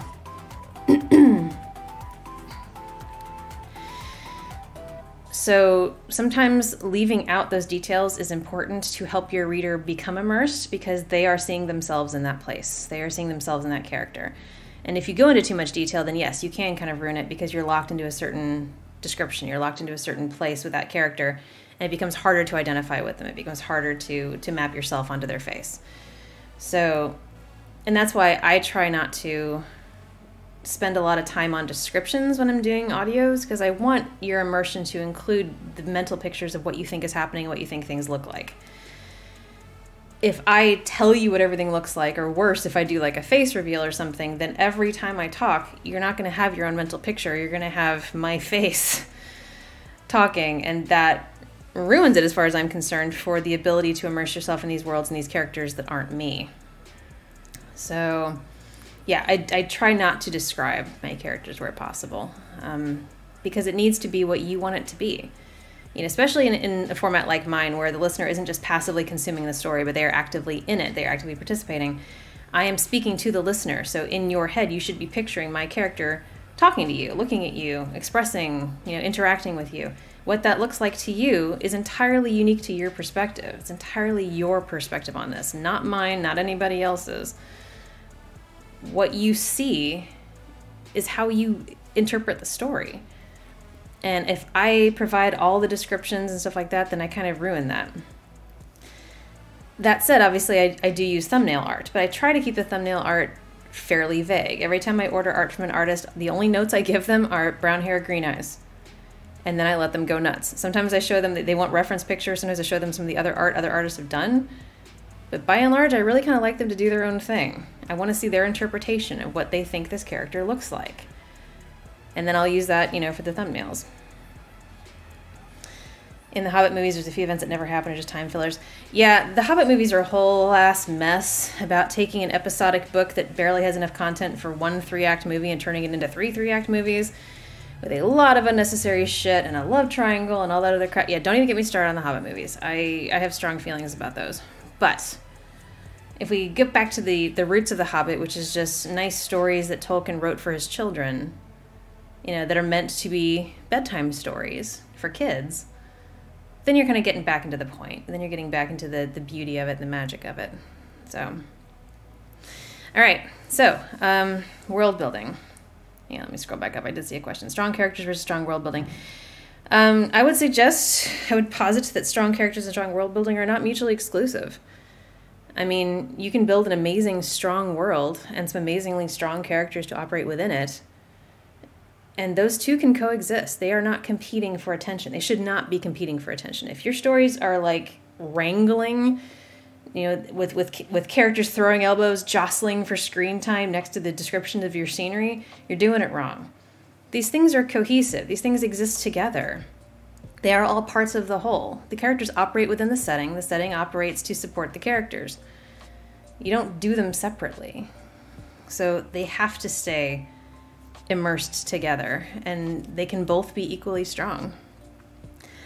All right. As far as the world building goes and introducing it into your story, please, please, please don't do exposition dumps. That is one of the other things that ruins my immersion more than anything else. It's one thing if you are describing scenery in like a third-person omniscient sort of way, like, you know, the mountains towered above the plains, blah, blah, blah. Like, you can do that. You can go too far with it, like Tolkien, but like really nice descriptions, that's fine. But I'm talking about exposition dumps either within the context of dialogue or or just like a giant brick of text that just weighs down the listener with, here's all the information you need about this world right fucking now. I'm going to dump it on you. You need to carry this now for the rest of the time and refer back to it as necessary. Like, please, please, please don't do that. Don't put that weight on your reader, on your listener. Let them absorb the world as it trickles to them. Try to trickle in your exposition wherever possible. You can hint at things, you can reference things, especially in a dialogue situation, which of course my audios have to be. When I talk about things going on in the world around me, I reference, oh this, oh that. It's understood, it's implied that the listener knows what I'm talking about. Because that's how dialogue works. We are talking to each other about something that we are both understood to understand, and we both have familiarity with. That said, there are ways to do that in a way that lets the actual listeners who don't know what's going on to pick up on the details. So here's an example. Let's say Steve and Bob are having a conversation about climbing into the mountains where there is a dragon waiting for them. Steve and Bob, here they go. So,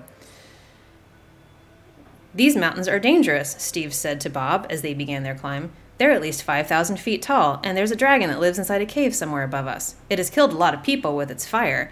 Also, the gravel is so slippery that people fall to their deaths all the time.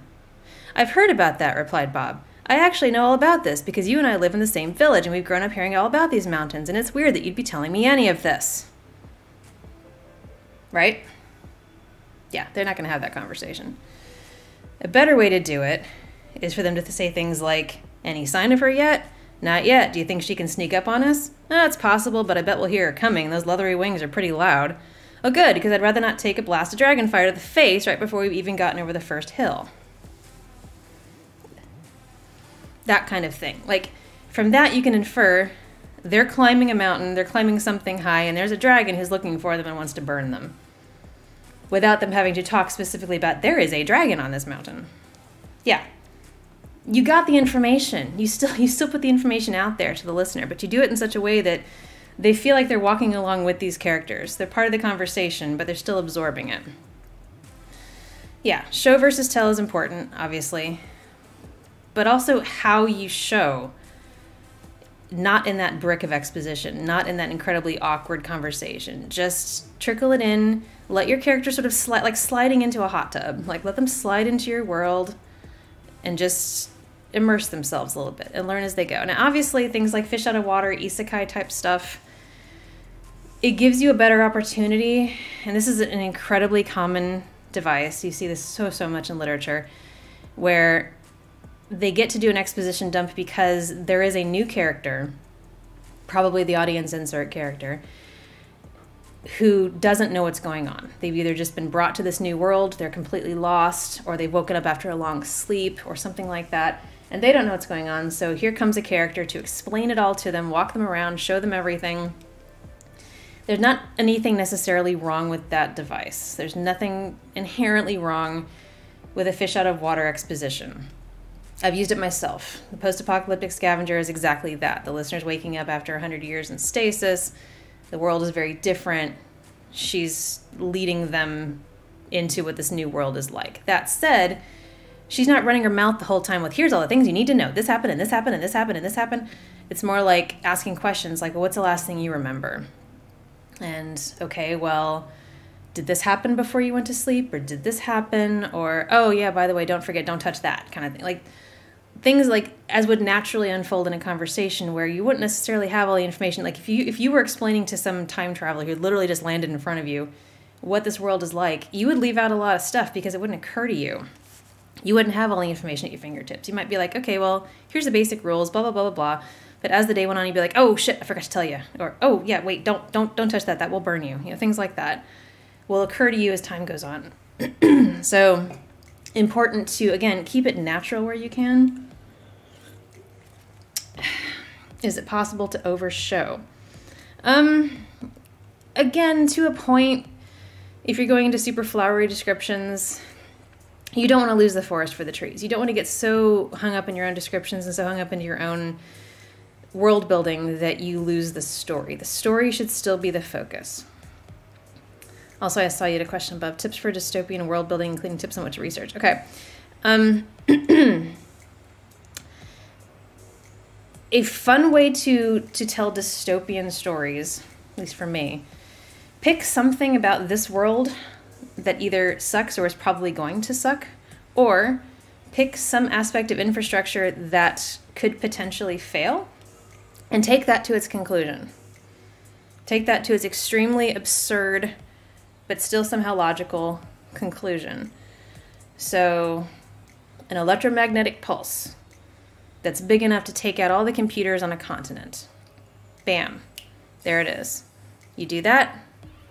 Electromagnetic pulses are a thing. They could conceivably cause a lot of damage. There's research happening to weaponize them.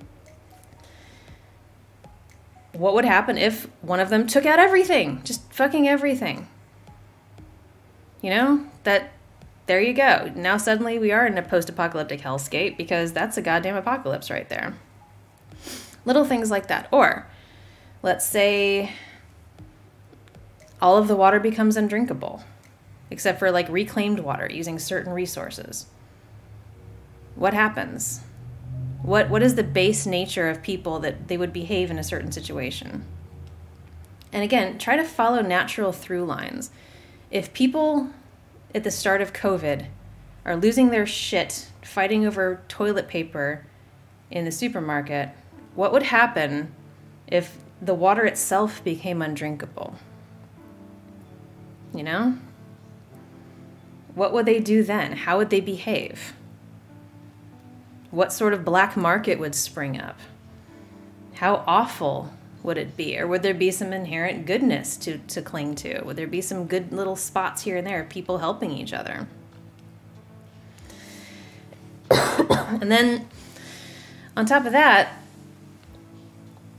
once the timeline splits, if you're basing, again, this is all supposing that you're basing it on like a modern current era and then post-apocalyptic from here. If you're going to other planets, all bets are off. You can write whatever the fuck you want. But like, if we're starting from right now, from point A, and going post-apocalyptic from here, once the timeline splits, so does everything else. The research, the technology, all that other stuff. You can have things in your post-apocalyptic future that don't exist now and probably wouldn't exist.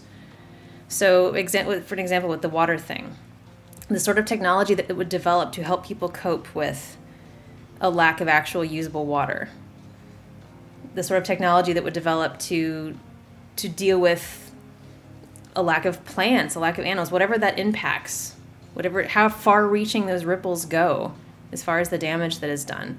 All of that stuff, all the laws that are changed, all the technology that's developed, all the processes that are changed, everything that happens from that point on, from the point that it diverges, you can invent all of that. That's where the sci-fi aspect kicks in. Yeah, the toilet paper thing was absolutely wild. But yeah, so once you hit that divergent point, it is your baby. You can play with it however you want. But again, things need to make some sense with your world building. You can use whatever setting you want. And this is actually something that I was going to get to, but I'll go ahead and get to it now. If you're world building based on existing history, existing culture, whatever, you need to do your homework. Even if you're, setting it in the past, if you're setting it in 1800s London or 1500s Spain or whatever, wherever you're sort of basing your scenario on, even if you plan to have a divergent timeline, if there's a shared history with an existing history, or if there's a shared culture with an existing culture, do your fucking homework. Please know what those cultures and history are before you start building on them. It's the least you can do. If you're just going to go full fantasy or full sci-fi and invent your own world, fucking go for it. You can do whatever the hell you want. But if you're using existing stuff, if you're building on a mythology that has been established or historical accuracy, don't shit on that. Like, please, please, please respect it enough to do some research. And then once you hit a divergent point and you start to take it in your own direction, go for it. But pay your respects to that history, please. Don't just be like, oh, this is set in France. I know nothing about France, but it's set in France. Like, why would you do that?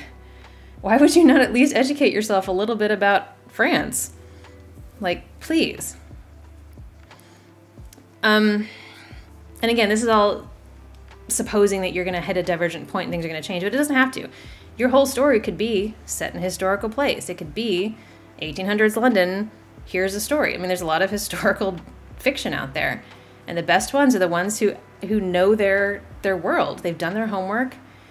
That is an era that happened. That is a world that existed. Operate within the rules that have already been established by history, or it doesn't make sense.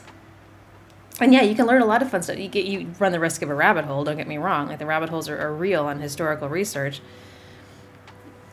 If you're starting from an existing history or culture and then you're splitting off, explain your choices in universe. If you're saying, oh, well, it's a modern story, only now we're veering off into post-apocalyptic because water shortage. Okay, great. Then explain the changes that you're making.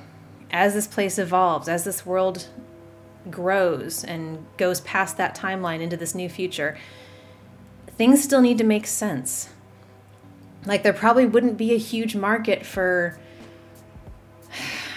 I don't know, pink fabric in a post-apocalyptic world where people are just scrounging for water. You know, there probably wouldn't be a lot of call for that. So if you want to include pink fabric as a story element, justify that shit. Make it clear where it's coming from. Make it clear what you're doing with it. It matters.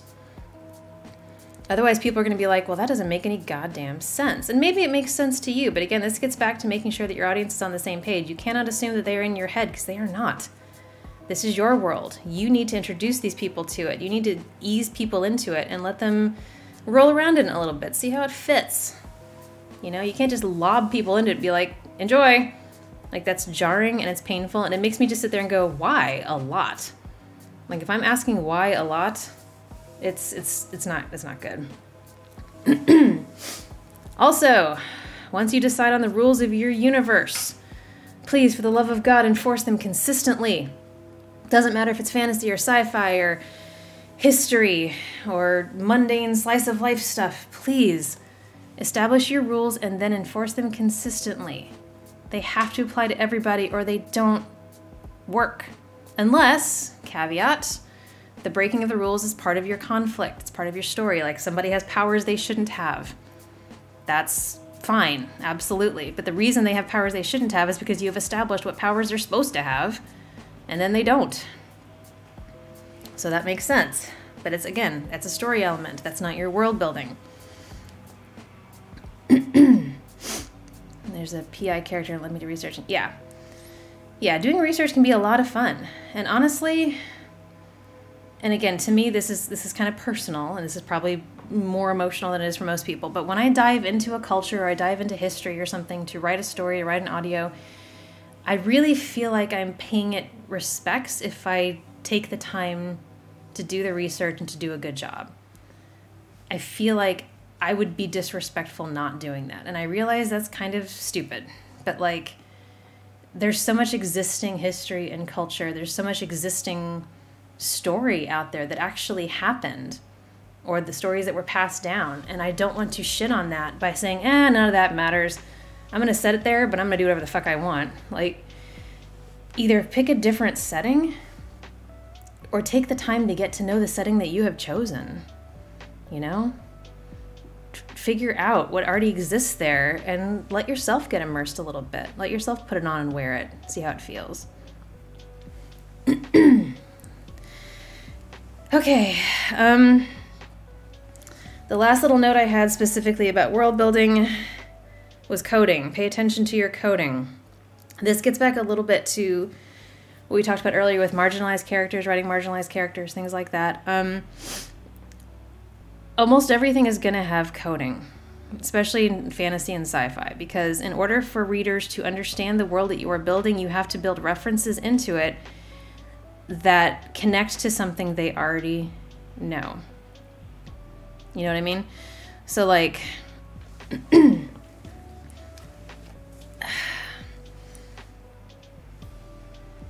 if you read Tolkien's descriptions of some of the orc type races that he developed, there's some coding. Coding is basically using, you know, characters, symbols, things like that in your story that are references to things in real life, or that are not necessarily one-to-one allegories, but are hinted at. I'm trying to think of an example that's not offensive. All right, here's one. And I saw this in a filmmaking video, so bear with me. But in the animated movie Hercules, Disney's Hercules, when Hercules goes to the Temple of Zeus to pray and figure out where he's meant to be, where he belongs, before he knows that he's Zeus's son, he goes into the temple and he falls to his knees, right? That there is not how ancient Greeks prayed. Of course it isn't. Ancient Greeks would make sacrifices, pile the altar with dead animals and flowers and fruits and stuff like that as an offering to the gods. They did not get on their knees like Christians. That said, your audience is probably mostly Christian, or at least recognizes the Christian symbolism. And when you're trying to convey to an audience that somebody is praying, the easiest way to do that is put them on their knees, right? Like if you see somebody fall to their knees in a movie or something, they're praying. Or they're, it's the end of Act 2 and they've hit their lowest possible point. But yeah, they're praying. Not historically accurate, but the coding helps your audience understand what's happening in that scene. And because the prayer itself isn't the point, it doesn't matter what he's saying, it's more about here, he made it to the temple, he's here to find out what's going on in his life and where he belongs. That part doesn't really matter, it's just he's praying, we got it, let's move on. So some coding is fine, and you can't escape it. We're all writing from a perspective of our current existence, our current modern life, with all of the tensions and symbolism and perspective that we have. There's no way to avoid, when you're writing, especially things like fantasy and sci-fi, there's no way to avoid some coding. And honestly, you may not want to. If you look at like the Vampire Roommate series, I have deliberately made choices in that series to illustrate that vampires as a race are marginalized. I draw some deliberate parallels between how they are treated and how certain marginalized populations today are treated in society, especially in certain places, including things like people actively trying to kill them because they think they are unnatural, having to register and be kept tabs on and things like that. There are elements there that I'm trying to convey, like, it's a story about vampires, but is it really about vampires? Like, can this be extrapolated? And yes, on the surface, it's just a fun story about a vampire and angel and the shenanigans they get up to, but there can be themes of tolerance, of repression, of understanding, of growth, of change, of embracing the unknown. Things like that sort of slide underneath and flavor the story. So it's not just an empty story. You know what I mean? Arrive late, leave early. Oh, muffed, no! You suck! All right. Yeah, and I made that choice consciously. From the very start, the very second episode of the Vampire Roommate series, you find out that the listener's parents like her until they find out she's a vampire. And then they like her a lot less. There are parallels to that in many, many cultures. And they continue to this day. So, yeah, filling out the wedding documents. Yeah, exactly. I try to make little references like that. I try not to be heavy-handed. I try not to be like, this is the point I want you to get. And if you don't pick up on it or you don't care to notice it, that's fine. It's still a fun story. It's still the adventures of these two characters going out and doing stuff. If you do pick up on it, I hope it adds a little bit of depth, and adds a little bit of relatability, because it is a theme that we can relate to in modern times. In this day and age, in this non-vampire universe that we live in, the themes are pretty consistent. So, as far as your coding goes, just be careful. If you are writing characters, if you're writing magical races or something, And they have certain characteristics, and you also choose to make them the enslaved ones or the dumb ones or whatever. Like, be really careful about doing that, because you might inadvertently be inserting some bias that you don't realize you are doing, especially if you're coming from a place of being white, cishet, male, you know, any of those things that are sort of the default. Be careful. Be very, very careful. Even if you don't intend to, certain themes might come across, and or you could always handle it like Warhammer. Orcs are just basically what, football fans? Like, big dumb football fans. They just happen to be green. Like, see, nobody cares about insulting football fans. That's not a marginalized community. So that's fine, you know, that's absolutely fine. Be careful not to punch down. If you are picking a race or a people or something or a culture to beat up on, try not to have it be too close or too parallel to an existing culture that has already been colonized or beat up on in real life. Please. Yeah. Orc. Yeah. Yeah, the blood quantums thing, absolutely. That's exactly what one of the points I was trying to make. And honestly, what you take away from a story may be different from what somebody else takes away from a story. I've had people come to me about the Vampire Roommate series and say that it feels like a queer allegory, like I'm speaking about the LGBTQ community. And if that's how they take it, absolutely. There were definitely elements of that were intentional. Hey, thank you for the follow. Welcome aboard. But there's a lot of elements to how we have traditionally treated marginalized communities that are consistent regardless of the community. You know, certain things we have done to Native peoples, to people of color, to LGBTQ, to women, to the disabled. Like, there's a lot of traditionally shitty stuff that has happened to various communities that is comparable to each other, you know? Some of them have been shit on fairly equally across the board. Like, so it's not the pain Olympics, it's not the suffering Olympics, like, it's not a competition for who's had a worse time. It's just there's multiple ways to interpret some of that coding. And that's on purpose. I don't want to be heavy-handed. I don't want to be like putting up a big sign that says, this is what I want you to take away from this. I want you to enjoy the story, full stop. And making references, when I think about, again, this is the natural progression of world building. When I think about a world that is like ours, that is a mundane world, except vampires exist and have existed, as well as, you know, some other fantasy type creatures. Werewolves do exist in this world because we've got that one werewolf couple, well, she's not a werewolf, he is, couple that are friends with the vampire roommate.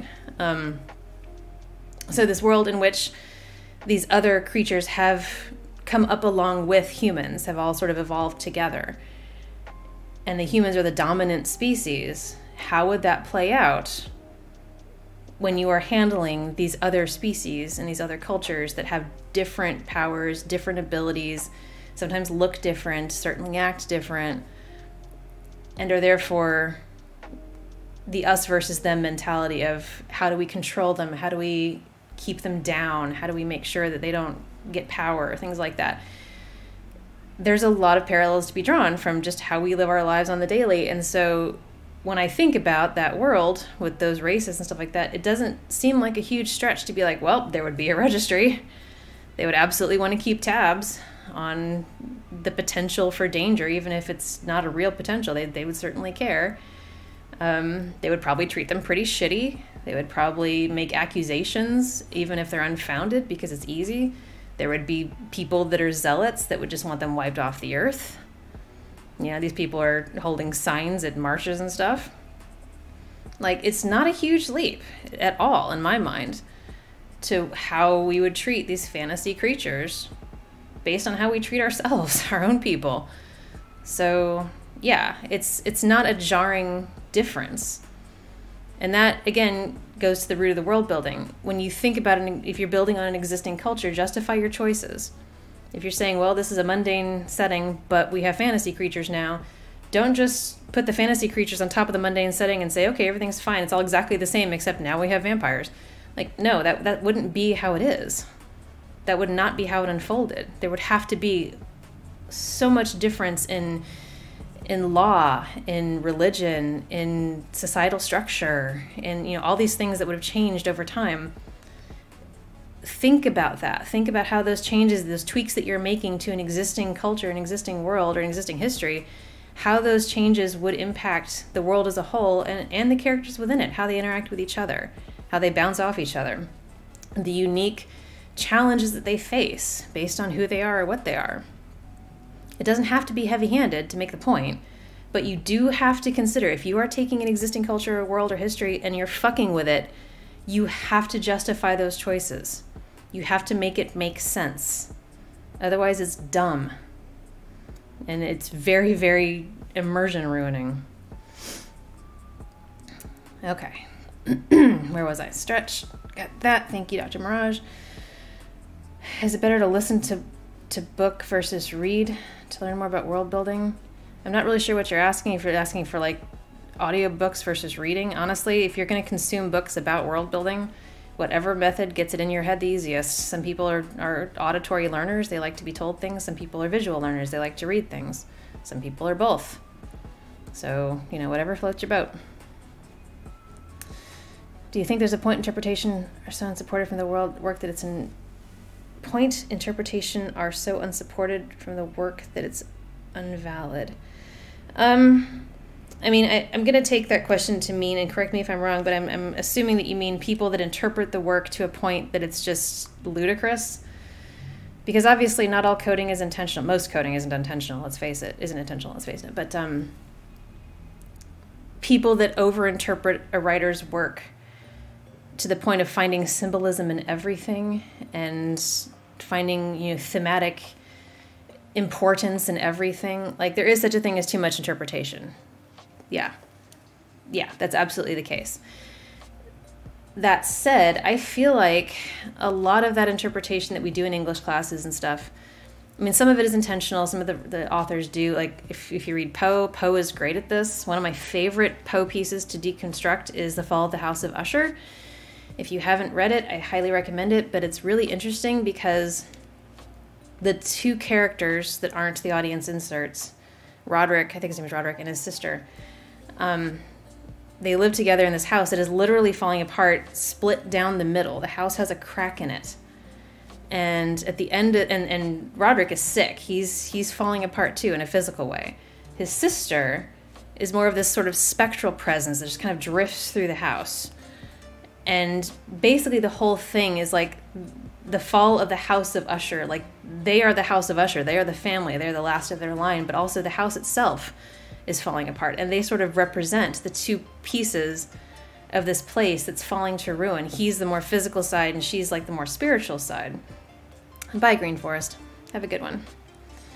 And the whole thing is I really love that one because the layers of watching this thing fall apart on every level, I love it. And Poe is great at spinning those very, very twisted, for lack of a better word, themes and having real fun with it. But yeah, if you haven't read Fall of the House of Usher, do. But that's a fun one to deconstruct in English classes because of that, because there's some really clear symbolism to be drawn that was pretty clearly intentional, but also you can kind of run with it to ways that maybe necessarily weren't intentional, but it's still fun. And I think ultimately deconstructing stories in English class, whether, and this is getting into like the death of the author and stuff like that, which we don't necessarily have to delve into today, but whether it was authorial intent to have something be a certain symbol or be a certain theme or whatever, doesn't necessarily matter in the context of an English class, where the point is the analysis. The point is not necessarily did the author mean this, but more what can we draw from this? What symbolism do we see and how do we justify it? I think it's a fun exercise in explaining yourself. Like, if you want to say that Moby Dick is an allegory for the Republic of Ireland or something, fine. Make that case. Justify your choices. You may not convince anybody to agree with you, but if you've got points to make and you think you can draw a comparison, that's a fun exercise. And it also is useful as a writer to be able to deconstruct other works and pick apart and find the symbolism, even if it's a stretch. And then you can apply that to your own writing. and see for yourself how that sort of thing can work.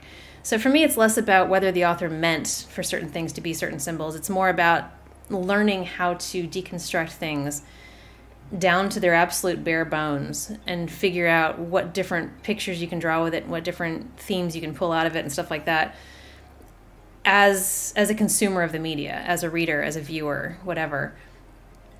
Completely unrelated to what the author had in mind. So it's a learning process more than anything else. It's like learning how to think, how to ask questions, how to analyze. Like the process of being able to do that is more important to me than just memorizing quotes or memorizing dates and stuff like that. Like the process matters so much. So, okay. I think I'm going to leave it there, actually, you guys, because we've been at this for more than 2 hours. This was long. Yeah, I think it went pretty good. Are you guys pretty okay with this? Do you enjoy this sort of thing? If you do, please let me know. Angie, thank you for the bits. Yeah, if you enjoyed this, we'll definitely do more of them. I can try to do a regular thing, almost like a podcasty vibe, I guess. But yeah, I had a great time. I had a great time talking to you guys. You guys had great questions. If you have more questions, obviously, you can always hit me up. And we'll probably do it again. So I guess in the meantime, I'll be back for a chill stream tomorrow. And until then, be good. I'll talk to you soon.